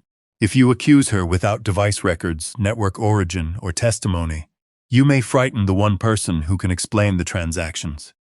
I already frightened her, then stop. He closed the folder. I will request preservation immediately, but not production yet. That gives us a chance to keep the data from disappearing without showing your son every card. How long? A few days. We may not have a few days. Grant leaned forward. Then bring me something that connects the anticipated loss, the false vendor, and the land transaction. Not instinct. Something I can attach to an affidavit. Brooke was the only person who might have it. That evening, I waited outside the finance building until she left. She saw me beside her car and stopped. I have nothing else to say, then listen. She reached for the door handle. I know the Northwest payments used your login, I said. I know some were approved while you were nowhere near Hale Ridge. Her hand remained on the handle. I also know Ethan has access to your passwords. You know nothing about my marriage. No, but I know what fear looks like when it has learned to dress professionally. She turned. For the first time, anger broke through her composure. You think because you investigated fires, you understand everyone standing near the smoke. I thought you were helping him, and now? Now I think he chose your name because people would believe you handled the money. Her face changed, not relief, recognition. I stepped closer but kept my voice low. If the claims are investigated, he will say finance approved the vendor. He will say you controlled the credentials. He will show the board every document bearing your name. You don't know that. He did the same thing to me. Brooke looked toward the administration building. Ethan's office light burned on the second floor. He told me the invoices were temporary, she said. He said Summit owed him money and moving equipment through another entity would protect Hale Ridge from creditors. Did you believe him, at first and later? He showed me the personal guarantees I signed during the cider expansion. I had not known Brooke signed them. He said if I interfered, he would let the lenders come after our house, my retirement accounts, everything. Then he said he would tell Sophie I destroyed the company because I was afraid of risk. Did you approve the payments? The first two, her eyes filled, but she did not look away. After that, he stopped asking. When I changed my password, he stood behind me until I changed it back. Why didn't you come to me? She laughed once without humor. Because you had already decided I was the woman who taught your son to care about money more than family. The accusation landed cleanly. There had always been distance between us. I blamed Brooke for Ethan's appetite for status because it was easier than admitting he had carried that hunger since childhood. I was wrong, I said. She blinked. It was not forgiveness, but it opened something. Brooke unlocked her car and removed a thin envelope from beneath the spare tire cover in the trunk. I found this in Ethan's home office 6 weeks ago. Inside was a photocopy of a draft purchase agreement between Hale Ridge Orchards and Boreal Compute Development. The eastern parcel would be sold after a qualifying operational loss. The water rights transferred with the land, a separate consulting provision, promised Summit Beverage Recovery a transaction completion fee of $480,000. Ethan's private company, his private payment, there was the connection Grant needed. Why keep this? I asked, because I knew the day might come when claimed me for all of it. Will you testify? Brooke looked at the office window again. I don't know. If the shutdown proceeds, Ramon may be inside. Her head snapped toward me. What shutdown? I explained the 47-second alarm window. The color left her face. No, she whispered. What? He changed the inspection schedule this afternoon. To when? She gripped the edge of the trunk. Tomorrow night, that is 2 days early. I heard him tell the operations manager the insurer moved up its review. He said they had one chance to create the loss before anyone froze the claim. The orchard lights came on row by row behind us. Brooke folded her arms tightly across her chest. You thought the fire was planned for Friday, she said. It isn't. She looked at me with undisguised terror. He moved it to tomorrow night. Brooke's warning left us less than 24 hours. I called Grant Mercer from the parking lot. The shutdown moved to tomorrow night, I said. Brooke heard Ethan say they need one loss before the claim is frozen. Grant did not waste time asking how certain she was. Can she repeat that to me? Brooke stood beside me, arms folded against the evening cold. Not yet, she said. Grant heard her. Mrs. Hale, if someone is preparing to create an insured loss, waiting protects him, not you. You do not understand what he can do. I understand what documents bearing your name can do. That reached her. Brooke took the phone. For 12 minutes, she described the purchase agreement, the false vendor approvals, and Ethan's decision to move the shutdown. Grant asked narrow questions and never promised her immunity, protection, or forgiveness. When he finished, he told us to meet him at Elena's consulting office in 40 minutes. The office occupied the back half of a converted veterinary clinic near the river. Elena had already cleared her main work table when we arrived. Grant brought an attorney named Claire Donnelly, outside counsel for the insurer. Claire was in her late 50s and spoke with the economy of someone who charged by the word but valued silence more. She placed 3 legal pads on the table. We need 3 locks, she said. Preserve the original data. Preserve a witness. Preserve a lie. Brooke looked at her. Why preserve a lie? Because people revise stories when evidence appears. We need Ethan committed to one version before he knows what we have. Grant opened his laptop. The first lock was Frost Grid. The insurer had authority under the policy to demand preservation of records related to a reported loss. Claire prepared an emergency notice instructing the manufacturer to retain all server-side activity associated with Hale Ridge, including administrator commands, remote credentials, device identifiers, and deleted event history. The notice did not accuse Ethan. It only made disappearance more difficult. Will Frostgrid tell him? I asked. They may notify the policy administrator that records are under preservation, Claire said. We cannot control that. How quickly? Possibly tomorrow. That gave us no room for delay. The second lock was Brooke. Claire asked whether she would sign a sworn declaration confirming the purchase agreement and Ethan's access to her credentials. Brooke stared at the blank signature line. If I do this, my marriage is over. I thought of Ramon's name on the interior schedule. If you do not, I said, someone else may pay for keeping it intact. She looked at me with anger. I let her. There are moments when comfort is only another form of permission. Brooke signed. Claire sealed the declaration in an evidence envelope and recorded the time. The third lock was Ethan's own voice. I still possessed the authority to call a special board meeting, but Ethan would be suspicious if I did it. The retirement resolution I had signed gave him the right to call one on short notice after a major operational loss. We would let him use it. If the shutdown produced damage, he would need immediate approval to draw the emergency loan, pursue the insurance claim, and negotiate sale of the eastern parcel. Claire would insist that the meeting minutes include a sworn executive certification covering 3 points: the cause of the loss, the integrity of the safety records, and whether Ethan had accessed or altered Frost Grid during the relevant period. If he refuses, I asked, then the lender and insurer have grounds to delay every transaction, Claire said. And if he signs, then any contradiction becomes more than a family disagreement. Grant closed the laptop. But none of this prevents tomorrow night. That was the part no document could solve. We needed to stop anyone from being inside the East packing house while the alarms were disabled, without revealing that Ramon had given us the schedule. Ramon agreed to request written confirmation before entering. Elena arranged for an independent firewatch contractor to remain near the property under the legitimate purpose of observing the insurer's risk. Grant could not send police based on our theory alone. We are investigating suspected fraud, he said, not staging a raid on a prediction.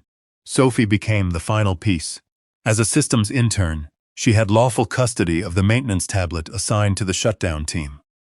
The tablet stored local schedules, equipment checklists, and temporary command records before synchronizing with Frost Grid. It would not prove who issued a remote instruction, but it could show what the operators saw, what alarms were suppressed, and when the shutdown sequence changed. I asked Sophie to meet me at the old irrigation pump house the next morning. She arrived 10 minutes late. You told Brooke, she said. She came to me. Dad says she is having some kind of breakdown. Your father says many useful things when someone stops obeying him. Sophie turned away. I explained only what she needed to know. The local tablet record had to remain intact. She was not to copy confidential files, change settings, or access anything beyond her normal duties. She only had to keep the device in her possession after the shutdown and prevent anyone from wiping it. What happens after? She asked. Grant collects it through the proper process. You mean the insurance investigator? Yes, and then Dad gets arrested?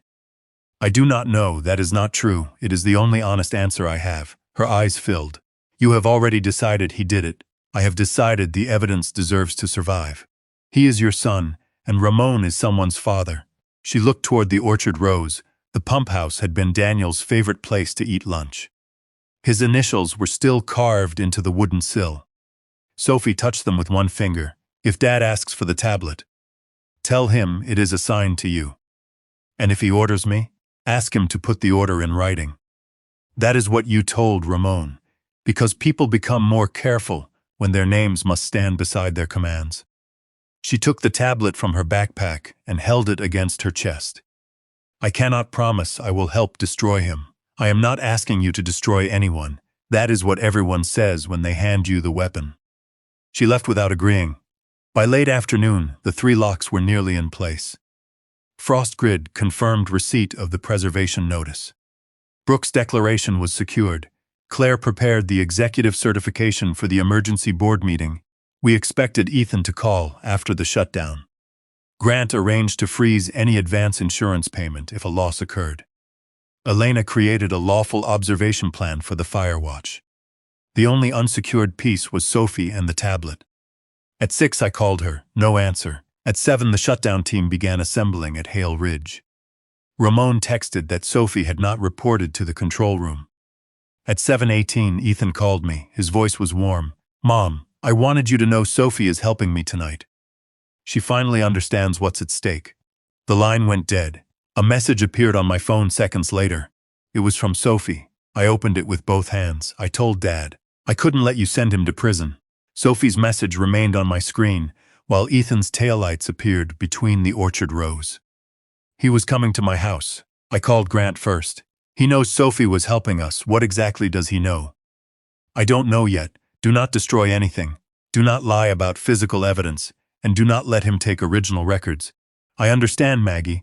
Listen to me. If he becomes threatening, leave." The old fire investigator in me disliked being told to abandon a scene. The grandmother in me understood that Ethan was no longer only my son.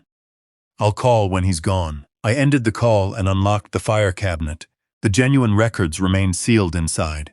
Brooks' copy of the Boreal Agreement, the vendor ledgers, serial number photographs, and Elena's analysis of the 47-second gaps. Beside them sat another folder. I had prepared it after my failed board confrontation, when I learned how easily Ethan could turn my urgency against me. The folder contained real but harmless documents mixed with deliberate dead ends, obsolete equipment inventories, auction estimates, old photographs, and handwritten questions pointing toward theories Elena had already rejected. One page suggested the fires might be caused by defective cider machinery. Another focused on a former electrician who had retired to Idaho. A third implied I believed the local frost grid technician had manipulated the reports for personal kickbacks. None accused Ethan, none mentioned Boreal, none mentioned the manufacturer's server. It was not false evidence. It was a collection of abandoned hypotheses arranged to look more important than they were. A decoy ledger. I locked the real material inside the cabinet and placed the decoy beneath a stack of property appraisals in the guest room. Then I put the kettle on. Ethan arrived with Sophie in the passenger seat. He entered without waiting for an invitation. Sophie followed several steps behind him, clutching the maintenance tablet to her chest. Her face was swollen from crying. "Mom," Ethan said, "we need to clear up a misunderstanding." "Sit down. I'd rather stand." He looked around my kitchen, then toward the hallway. That was when I knew Sophie had told him more than she intended. "What did your grandmother ask you to do?" he said to Sophie. She stared at the floor. "Keep the tablet after the shutdown. And give it to whom?" "An insurance investigator." Ethan turned to me. "You recruited my daughter to steal company property." The tablet was assigned to her, to complete a job, not to carry internal data to a man trying to deny our claim. "Grant Mercer is preserving evidence." "Evidence of what?" I let my shoulders sink. "Of whatever is happening." He gave a small, disappointed laugh. "You still don't know, do you?" I did not answer. He walked to the table and rested both hands on it. "You have convinced yourself there is a conspiracy, because a few outdated components failed. You brought in your retired friend, frightened Brooke, pressured Ramon, and now dragged Sophie into it." Sophie whispered, "Dad," she said, "someone could be inside when the alarms. There will be a fire watch." Raymond's name was on the interior schedule. That schedule changed when I asked. Ethan looked at me. "After safety review, show us. I do not report operational details to suspended personnel." The words were sharp, but his attention had moved toward the guest room. He wanted the investigation file. I rose slowly and reached for my cane. "You're right," I said. His eyes narrowed. "I should never have involved Sophie, Grandma." I raised a hand. "No, she is 20 years old, and I put the weight of this family on her shoulders." Sophie looked at me, uncertain whether I meant it. I did. What I did not say was that Ethan had done the same thing with less hesitation and greater cruelty. "I was trying to understand the equipment losses," I continued.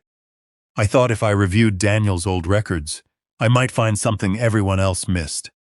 "What records?" "Inventory, maintenance history, auction values. You have been building a case against me.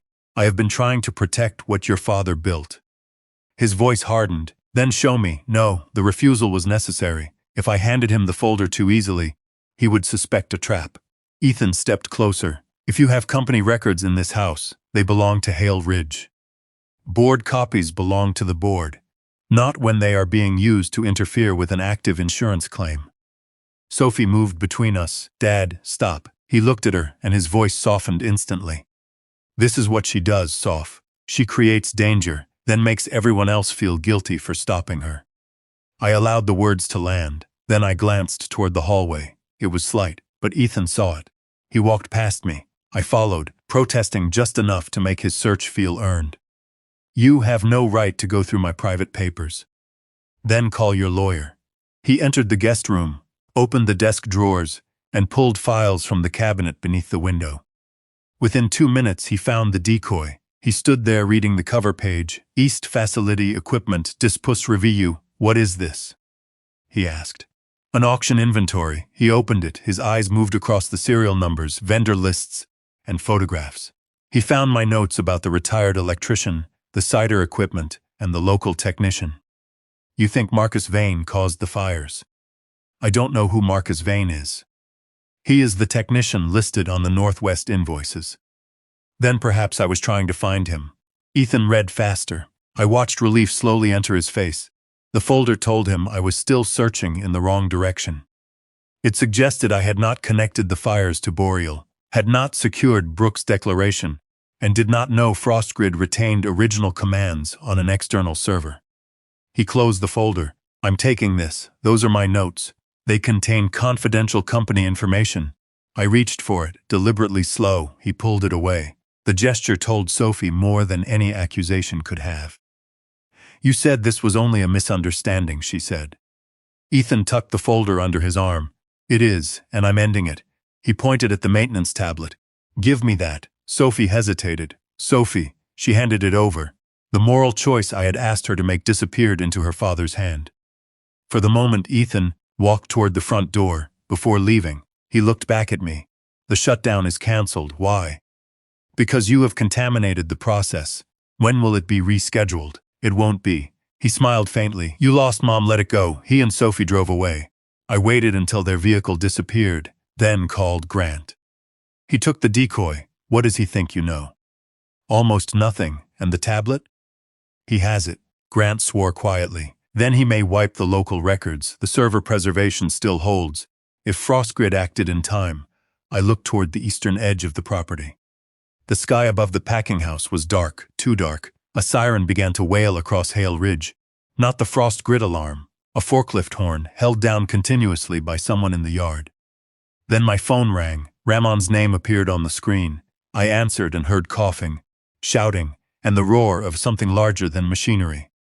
Mrs. Hale, he gasped. The east building is on fire. Through my kitchen window, orange light rose above the orchard. Ethan had not canceled the shutdown. He had started the fire early.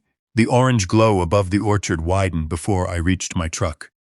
Ramon, where are you? I shouted into the phone. His answer came through violent coughing. East sorting level. Conveyor 3, can you reach the south stairs? No, smoke's coming up from below. Stay low. Find the inspection alcove beside the relay cabinets. I'm trying. The call broke into static. I dialed 911 as I drove. By the time I reached the east packing house, flames were pushing through the lower loading bay windows. Workers stood in the yard shouting names while a forklift operator held down his horn to serve as an alarm. FrostGrid had failed to provide. Ethan's truck was parked beside the administration building. I did not see Ethan. The first county engine arrived less than 4 minutes later. Chief Laura Bennett stepped down before the truck fully stopped. Anyone inside? Ramon Alvarez, I said. Second level, east sorting line. A supervisor ran toward us. The stairs are burning. Which stairs? Laura asked. The main interior stairs. I pointed toward the north wall. There is an enclosed maintenance chase behind conveyor 4. Daniel and I added it during the expansion. It opens into the old inspection alcove. The supervisor shook his head. That passage is not on the digital plan. It is on the paper plan Ethan removed from my office. Laura looked at the building. Can a firefighter fit? Barely. The lower access panel is outside beside the irrigation manifold. You're certain? I helped install it. She sent a rescue team around the north side. I stayed behind the command line. Every instinct I had developed over 31 years urged me to enter, to read the smoke from inside, to guide them room by room. But experience also teaches you when your presence becomes another problem rescuers must solve. Dark smoke rolled from the roof vents. then changed to a thinner brown near the eastern corner. Packaging material, I told Laura. Cardboard or wood dust. Fire may be moving through the conveyor trench. She relayed the warning. A firefighter located the maintenance access. The rescue team forced the panel, crawled into the chase, and disappeared beneath the building. For 6 minutes nothing happened, then the radio cracked. Victim located, conscious. Heavy smoke exposure. The yard released a breath all at once. They brought Ramon out through the north access on a rescue sled. His face was blackened with soot, and an oxygen mask covered his mouth. One sleeve of his work shirt had burned through near the shoulder. I followed the paramedics until they stopped me beside the ambulance. He kept saying the alarms never came back, one of them said. Ramon's eyes opened when he heard my voice. Ethan knew, he whispered through the mask. Knew what? I was inside. The paramedic pushed the mask firmly against his face. No more talking. As the ambulance pulled away, Ethan emerged from the darkness near the employee lot. His shirt was untucked. A red emergency vest hung open across his chest. He looked at the burning building. Then at me. What did you do?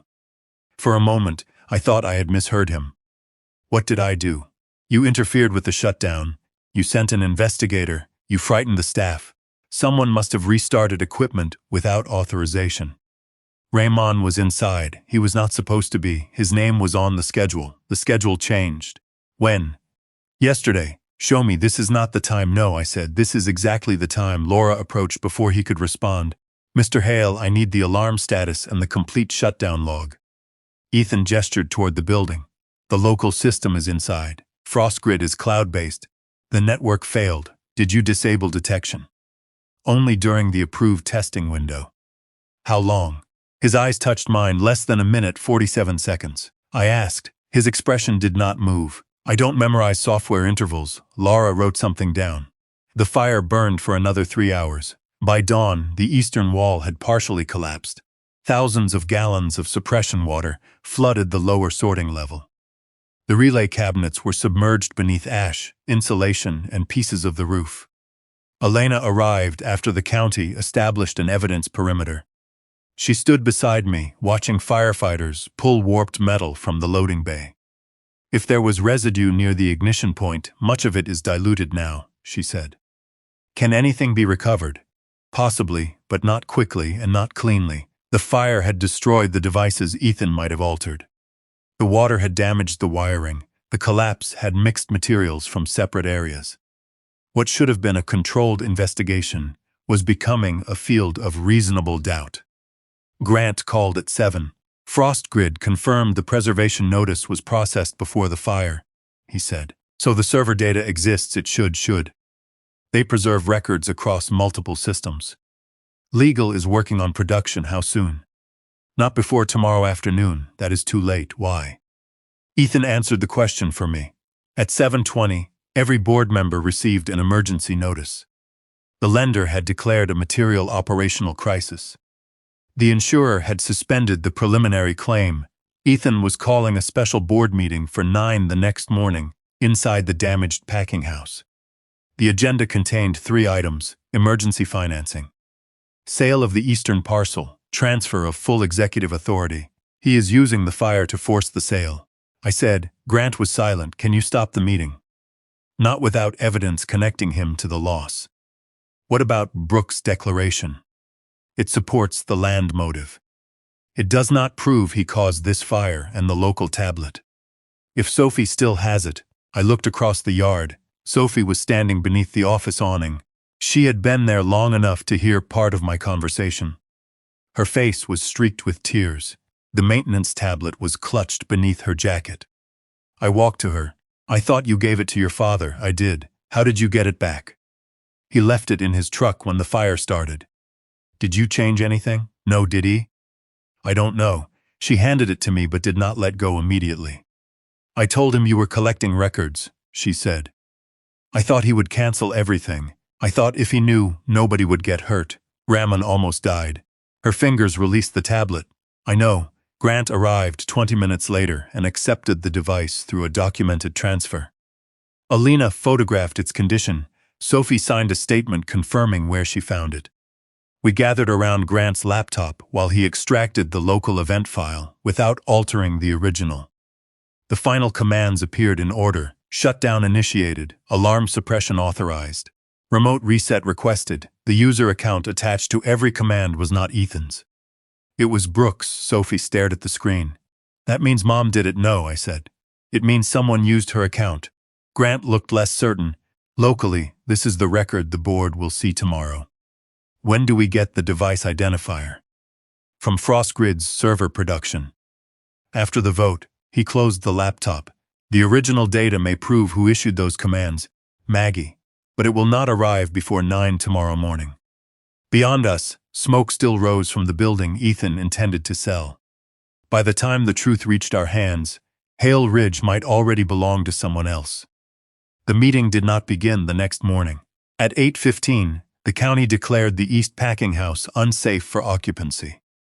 Ethan argued, the lender complained, and Claire Donnelly insisted that no vote affecting millions in land and water rights would survive if held in a parking lot without proper records. The delay lasted 36 hours. By the time we gathered inside the cleared western section, 48 hours had passed since the fire. The building still smelled of wet ash, scorched insulation, and apples split open by heat. Temporary lights hung from extension cords. A plastic barrier separated us from the collapsed eastern wall, where workers in respirators moved through blackened debris. Ethan had arranged the room like a stage. A folding table faced the loading bay. Behind it sat Warren Pike, the lender's attorney, 2 insurance representatives, a county safety inspector, and a woman from Boreal Compute named Dana Kessler. Claire sat at the far end. With Grant Mercer, Ramon remained in the hospital with smoke damage to his lungs.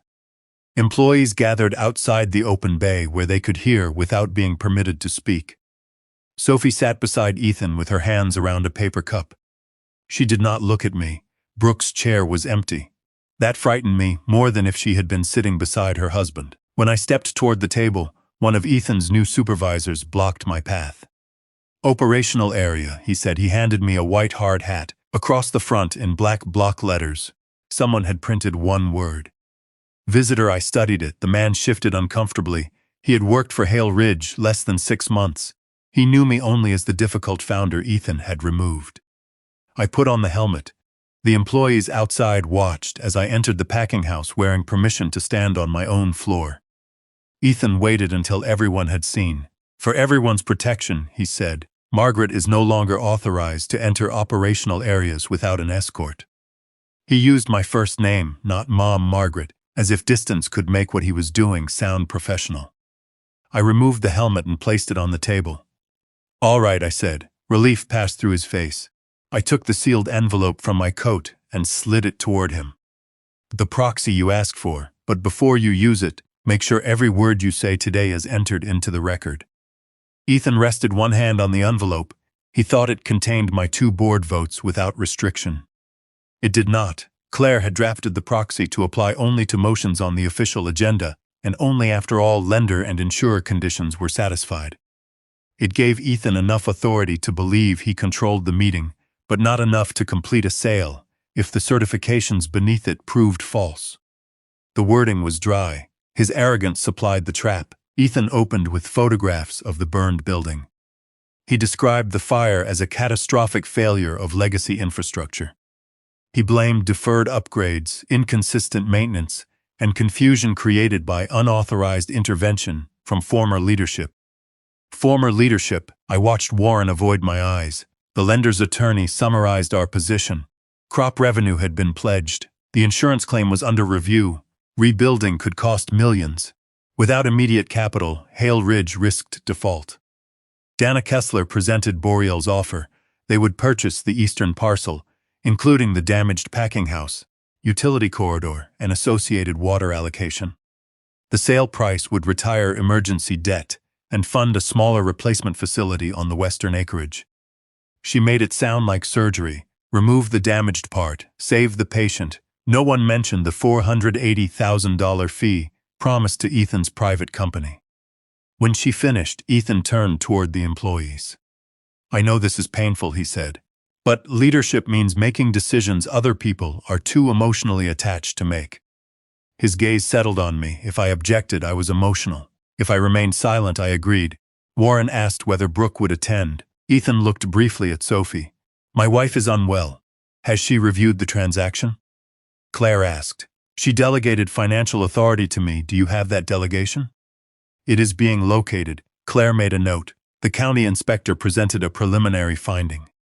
The ignition area remained undetermined, but local frost grid records showed alarms had been suppressed using Brooke's administrative account.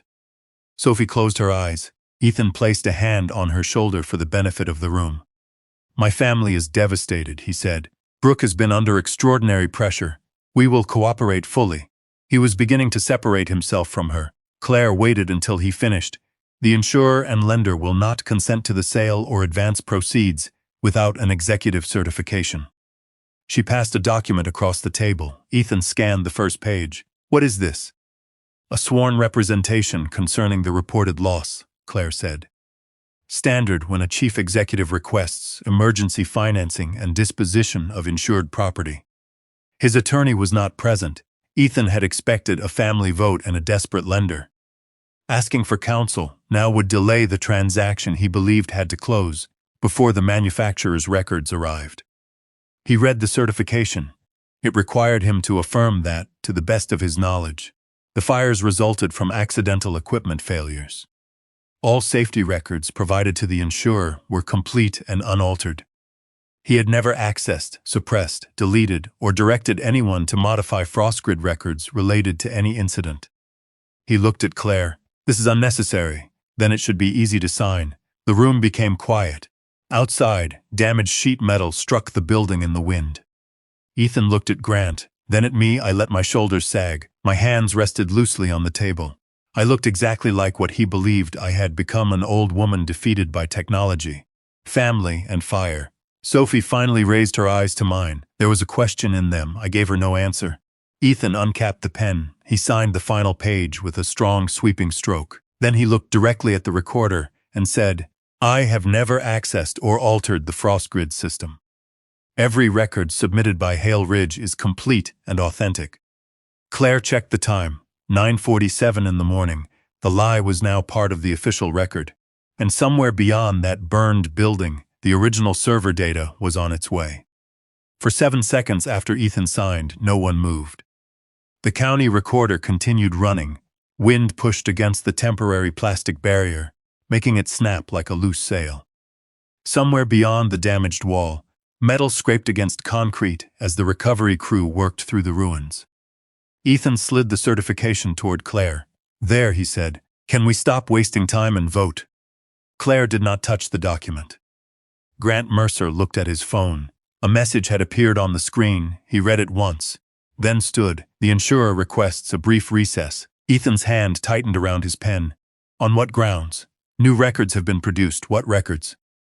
Grant looked toward the representatives from the insurer. The original FrostGrid server data. The confidence in Ethan's face did not disappear. It became more deliberate.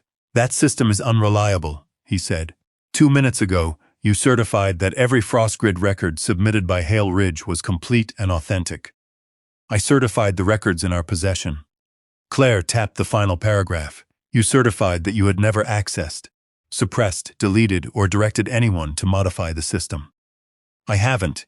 Then the server data should create no difficulty. Grant connected his laptop to the temporary display screen behind the table. The first image showed the event history from the equipment shed fire.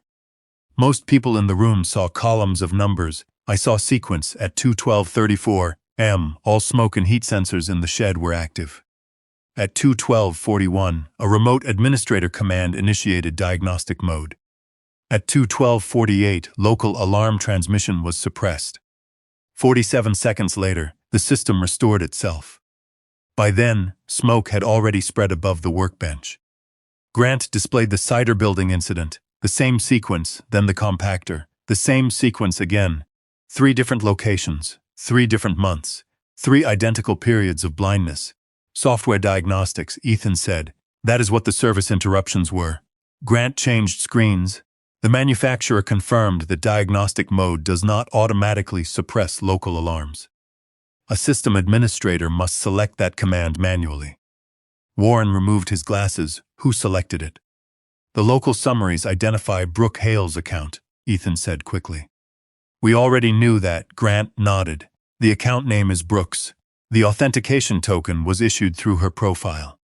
Ethan looked toward Sophie. Her face had gone completely still. Grant continued. FrostGrid also records the device used to request each token.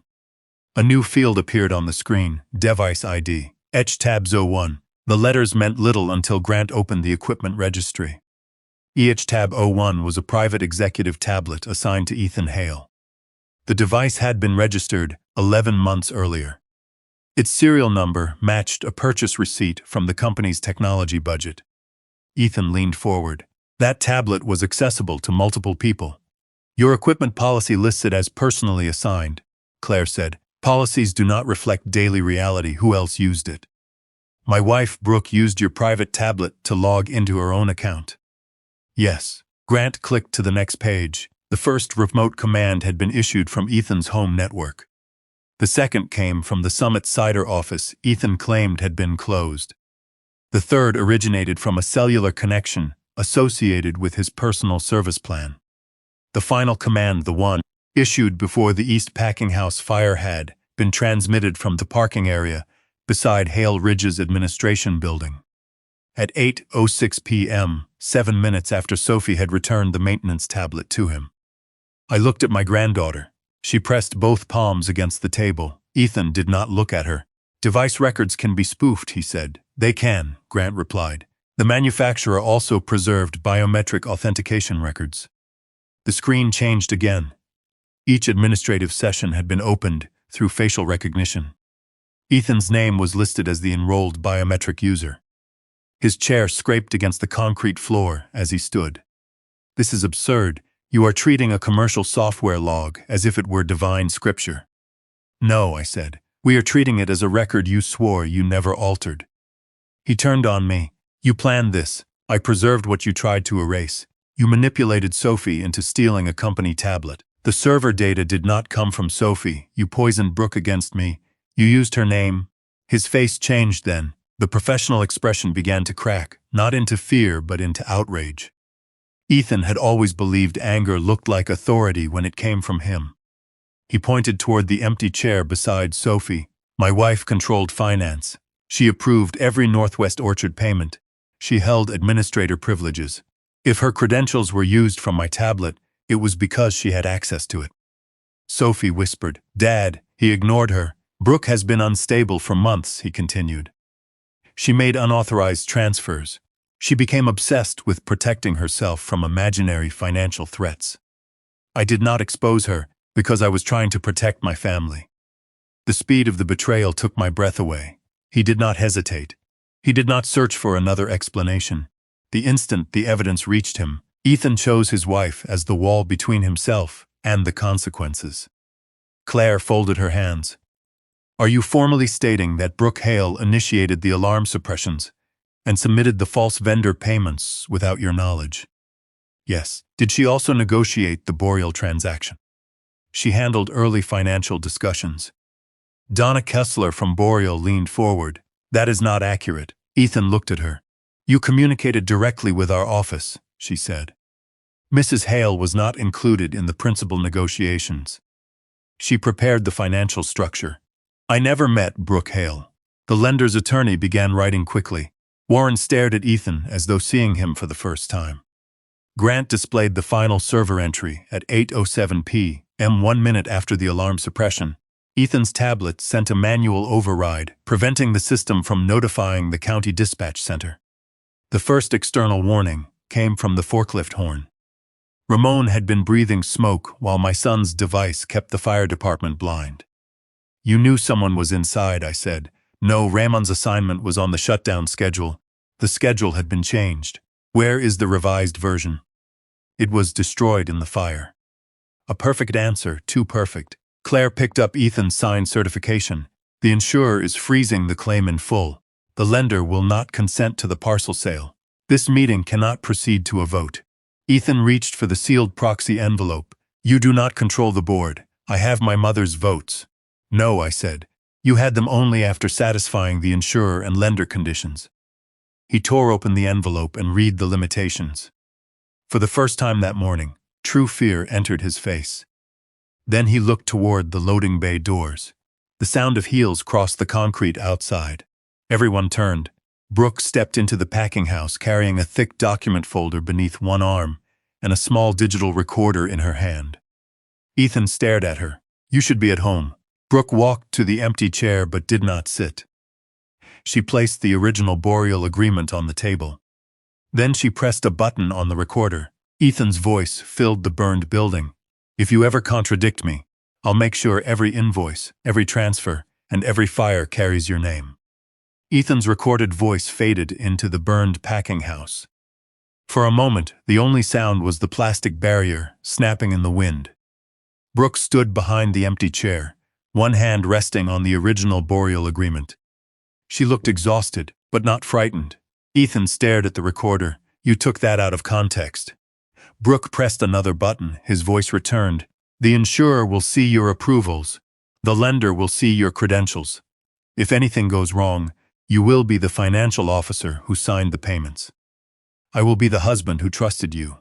The recording ended. Brooke looked at Claire. That conversation happened 3 weeks before the fire. I recorded it because he had begun using my account without permission. Did you report it? Claire asked. No, why not? Brooke glanced at Sophie. Because I was afraid of losing my home, my marriage, and my daughter. Ethan laughed bitterly. So now you save yourself by lying about me. Brooke did not respond to him. She opened the Boreal folder and removed a second document. This is the original transaction completion schedule. The consulting payment to Summit Beverage Recovery increases if the East Packing House is declared a total operational loss.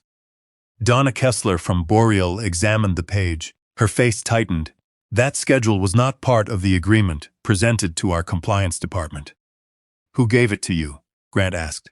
Ethan. The room shifted again. Dana turned toward him. You told us Summit was an independent restructuring consultant.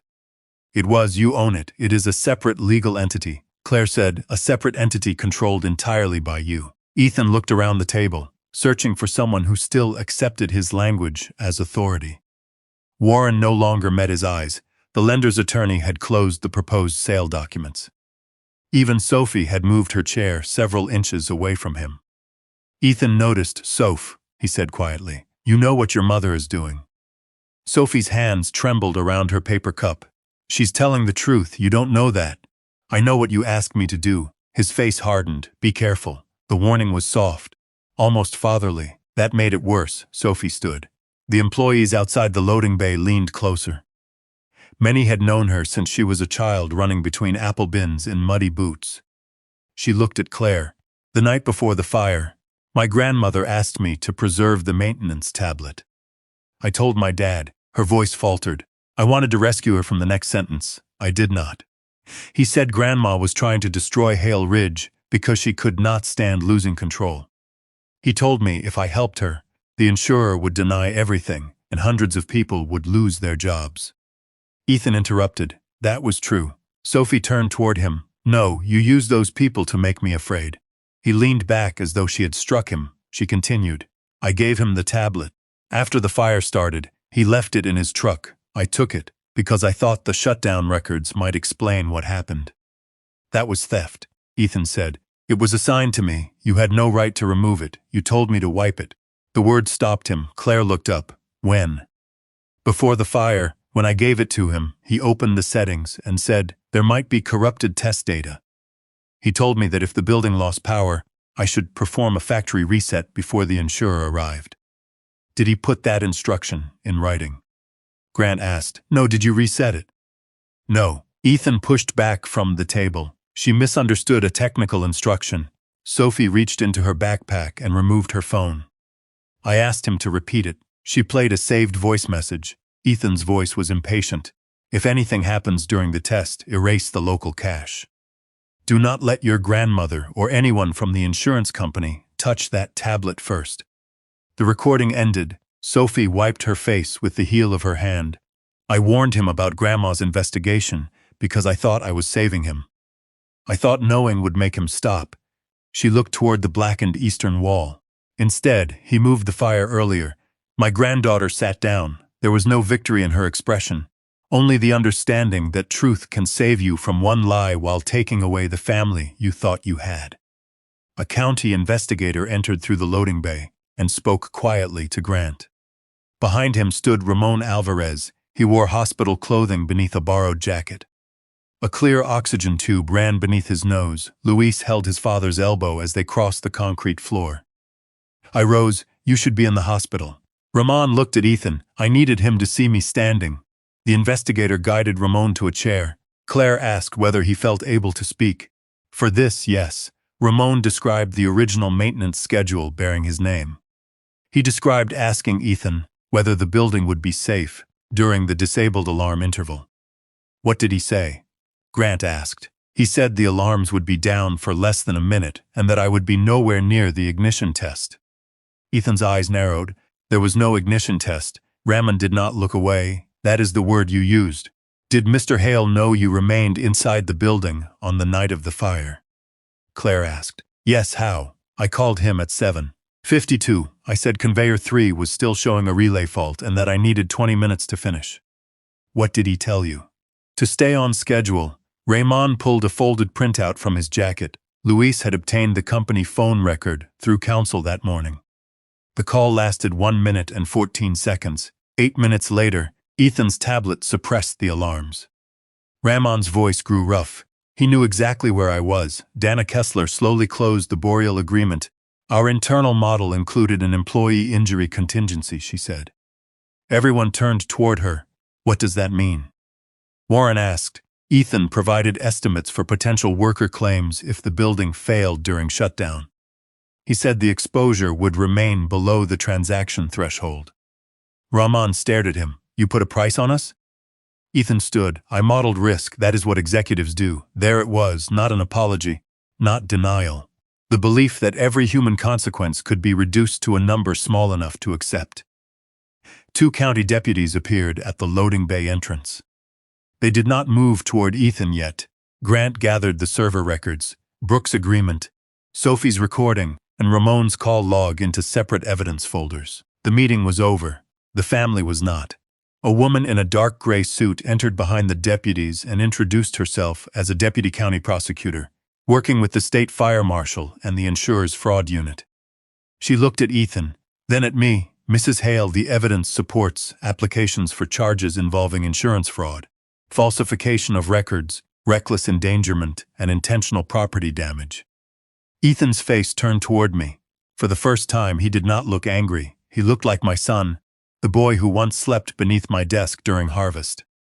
The young man who held me outside his father's hospice room. The child I had protected long after protection became permission. The prosecutor placed a formal complaint on the table. To move forward, she said, we need the majority owner and principal victim prepared to cooperate fully.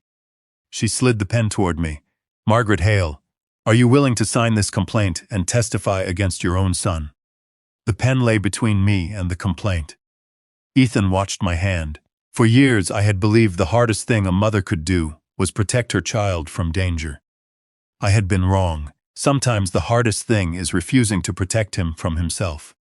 I picked up the pen. Mom, Ethan said. The single word carried more fear than every denial he had offered that morning. I looked at him across the folding table. His face was gray beneath the temporary lights. For one cruel second, I saw him at 8 years old again, standing beside a broken irrigation valve with mud on his knees, waiting for me to tell Daniel the damage had been an accident. Back then it had been, this was not. You knew Ramon was inside, I said. I never wanted anyone hurt. You disabled the system anyway. I was trying to save the company. No, you were trying to save the version of yourself you sold to everyone. His eyes moved towards Sophie. She turned away. I signed the complaint. The sound of the pen against paper was almost nothing. A faint scratch beneath the wind and machinery. But it ended the last lie I had been telling myself, that Ethan could still be separated from what he had chosen to do. The prosecutor took the document and handed it to one of the deputies. Ethan stepped backward. You cannot arrest me based on a family argument. This is no longer a family argument. Grant said, The deputies did not handcuff him immediately. They escorted him to a separate room, while the prosecutor completed the warrant application with the judge on duty. That waiting was worse for him than a dramatic arrest would have been. For 40 minutes, Ethan sat behind a glass office wall, while the people he had controlled moved through the packing house without asking his permission. The lender froze his executive authority. The insurer suspended every pending payment. Boreal withdrew from the transaction and issued a formal notice denying knowledge of the private completion fee. Warren called an emergency vote and removed Ethan as chief executive. This time, the vote was unanimous. At 11:18, the judge approved the warrant. The deputies returned. Sophie stood when they placed the handcuffs on her father. Ethan looked at her first. "Tell them your grandmother manipulated you." Sophie pressed both hands against her mouth. He turned to Brooke. "You signed those payments." Brooke did not answer. Then he looked at me. "You always wanted control." I walked close enough that he could hear me without anyone else needing to. "I wanted my son to come home," I said. I should have asked why he needed to. The deputies led him through the loading bay. No one applauded. Justice rarely sounds the way people expect. There was no triumph in the workers' faces, only exhaustion and the knowledge that the man being taken away had once signed their paychecks, attended their weddings, and handed out Christmas bonuses. Ramon watched from his chair with the oxygen tube beneath his nose. Lewis stood behind him. Ethan did not look at either of them. The legal consequences unfolded over the next 7 months. The state fire marshal determined that the East Packing House fire had been intentionally initiated near the conveyor relay cabinets after the alarm system was suppressed. The exact ignition device had been too damaged to establish every detail, but the prosecution did not depend on one piece of burned hardware. They had the server commands, the false vendor invoices, the summit payment records, the preliminary insurance notice describing damage before it occurred. The Boreal completion fee, Brooke's recordings, Sophie's message from Ethan ordering her to erase the tablet, and Ramon's call proving Ethan knew he remained inside. Ethan was charged with insurance fraud, attempted theft by deception, falsification of business records, intentional property damage, and reckless endangerment. His attorneys initially attacked the digital evidence, then they claimed Brooke had acted alone. When the biometric records and personal device logs survived independent review, that defense collapsed. He eventually accepted a plea agreement. The court sentenced him to 11 years in state prison, followed by financial supervision and restitution obligations that would outlast his release. I attended the sentencing. Ethan wore a dark suit instead of prison clothing, but without the office, the title, and the people who once waited for his approval, he looked smaller. The judge asked whether he wished to address the victims. He spoke about pressure. He spoke about the collapse of Summit Cider House. He spoke about believing Hale Ridge would fail unless he forced it to change. He never said Ramon's name. That omission told me more than an apology would have. The orchard survived, but survival was not restoration. Our insurer denied the fraudulent portions of the claim and covered only verified fire damage after deductibles and penalties. The lender demanded immediate restructuring. We sold the entire premium cider operation, including the tasting room Ethan had once promised to name after me. 3 expansion parcels were also sold. The money paid legitimate creditors, replaced essential sorting equipment, and preserved the employee housing. Hale Ridge became smaller. For the first time, I understood that saving a legacy did not mean preserving every acre or every machine. Some branches must be cut so the tree does not die carrying them. Brooke filed for divorce and resigned as chief financial officer. She cooperated fully, but cooperation did not erase her years of silence. She moved into a small apartment in Wenatchee and began working for a regional farm cooperative where no member of our family supervised her. Sophie returned to university. Before leaving, she came to my house and placed Daniel's old cap on the kitchen table. "I don't deserve this," she said. "You made a frightened choice. Ramon could have died." "Yes." She looked at me, waiting for absolution. I did not give it cheaply. "You will have to live differently because of that," I said. "But one terrible choice does not get to make every choice that follows." She took the cap with her. Ramon recovered slowly. Smoke damage ended his ability to work full shifts inside the packing house. We created a safety training position for him, but I made sure the board, not I alone, approved it. That distinction mattered. For decades, Daniel and I had built Hale Ridge around family authority. We believed trust could replace safeguards, because the people in charge shared our name. Ethan had exposed the flaw in that belief. A family can be a source of devotion. It can also become a place where no one asks for proof until the damage is already burning. 3 weeks after sentencing, workers clearing the last debris from my old office found a metal document tube beneath a collapsed cabinet. Inside was the original emergency map Daniel had drawn 26 years earlier. The edges were scorched, water had blurred part of his handwriting, but the evacuation routes and shut-off lines remained visible. In the lower corner, he had written a note I had forgotten. No single person should hold every key. I sat alone with the map spread across my kitchen table. By morning, I knew Hale Ridge could not return to the way Daniel and I had built it. If the orchard was going to survive our family, ownership itself would have to change. 1 year after the fire, the East Packing House opened again beneath a roof that still looked too new against the old orchard. The rebuilt wall was clean steel instead of weathered timber. The sorting line was smaller and fully visible from the control room. Every emergency override required 2 authorized users. Every alarm command was mirrored to a server. Every maintenance change produced a permanent record no executive could erase alone. Those systems mattered, but the most important change could not be found on a screen. Hale Ridge no longer belonged to one person's judgment. 6 months after Ethan's sentencing, I transferred the orchard into the Hale Ridge Stewardship Trust. The trust held the land, water rights, packing operation, and employee housing. Its governing board included 1 Hale family member, 2 elected employee representatives, an agricultural finance specialist, and an independent safety officer. I kept a seat. I did not keep control. Warren retired after admitting he had ignored warning signs, because Ethan's confidence made difficult choices feel easier. Ramon became an employee representative, though his lungs no longer allowed long shifts around dust or cold storage chemicals. He ran safety training from a classroom overlooking the loading yard. On the first day the rebuilt facility opened, he held up the original shutdown schedule bearing his name. "This paper almost became my obituary," he said. "From now on, if your name is on a safety plan, you get to read it, question it, and refuse it." No one needed a second explanation. Sophie returned to Washington State University and changed her concentration from agricultural marketing to systems engineering. She said she wanted to understand the machines her father had used to frighten and confuse people. I told her the machines had done neither. A person had.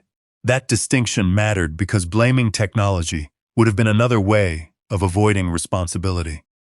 She came home during pruning season and worked beneath Ramon rather than under me.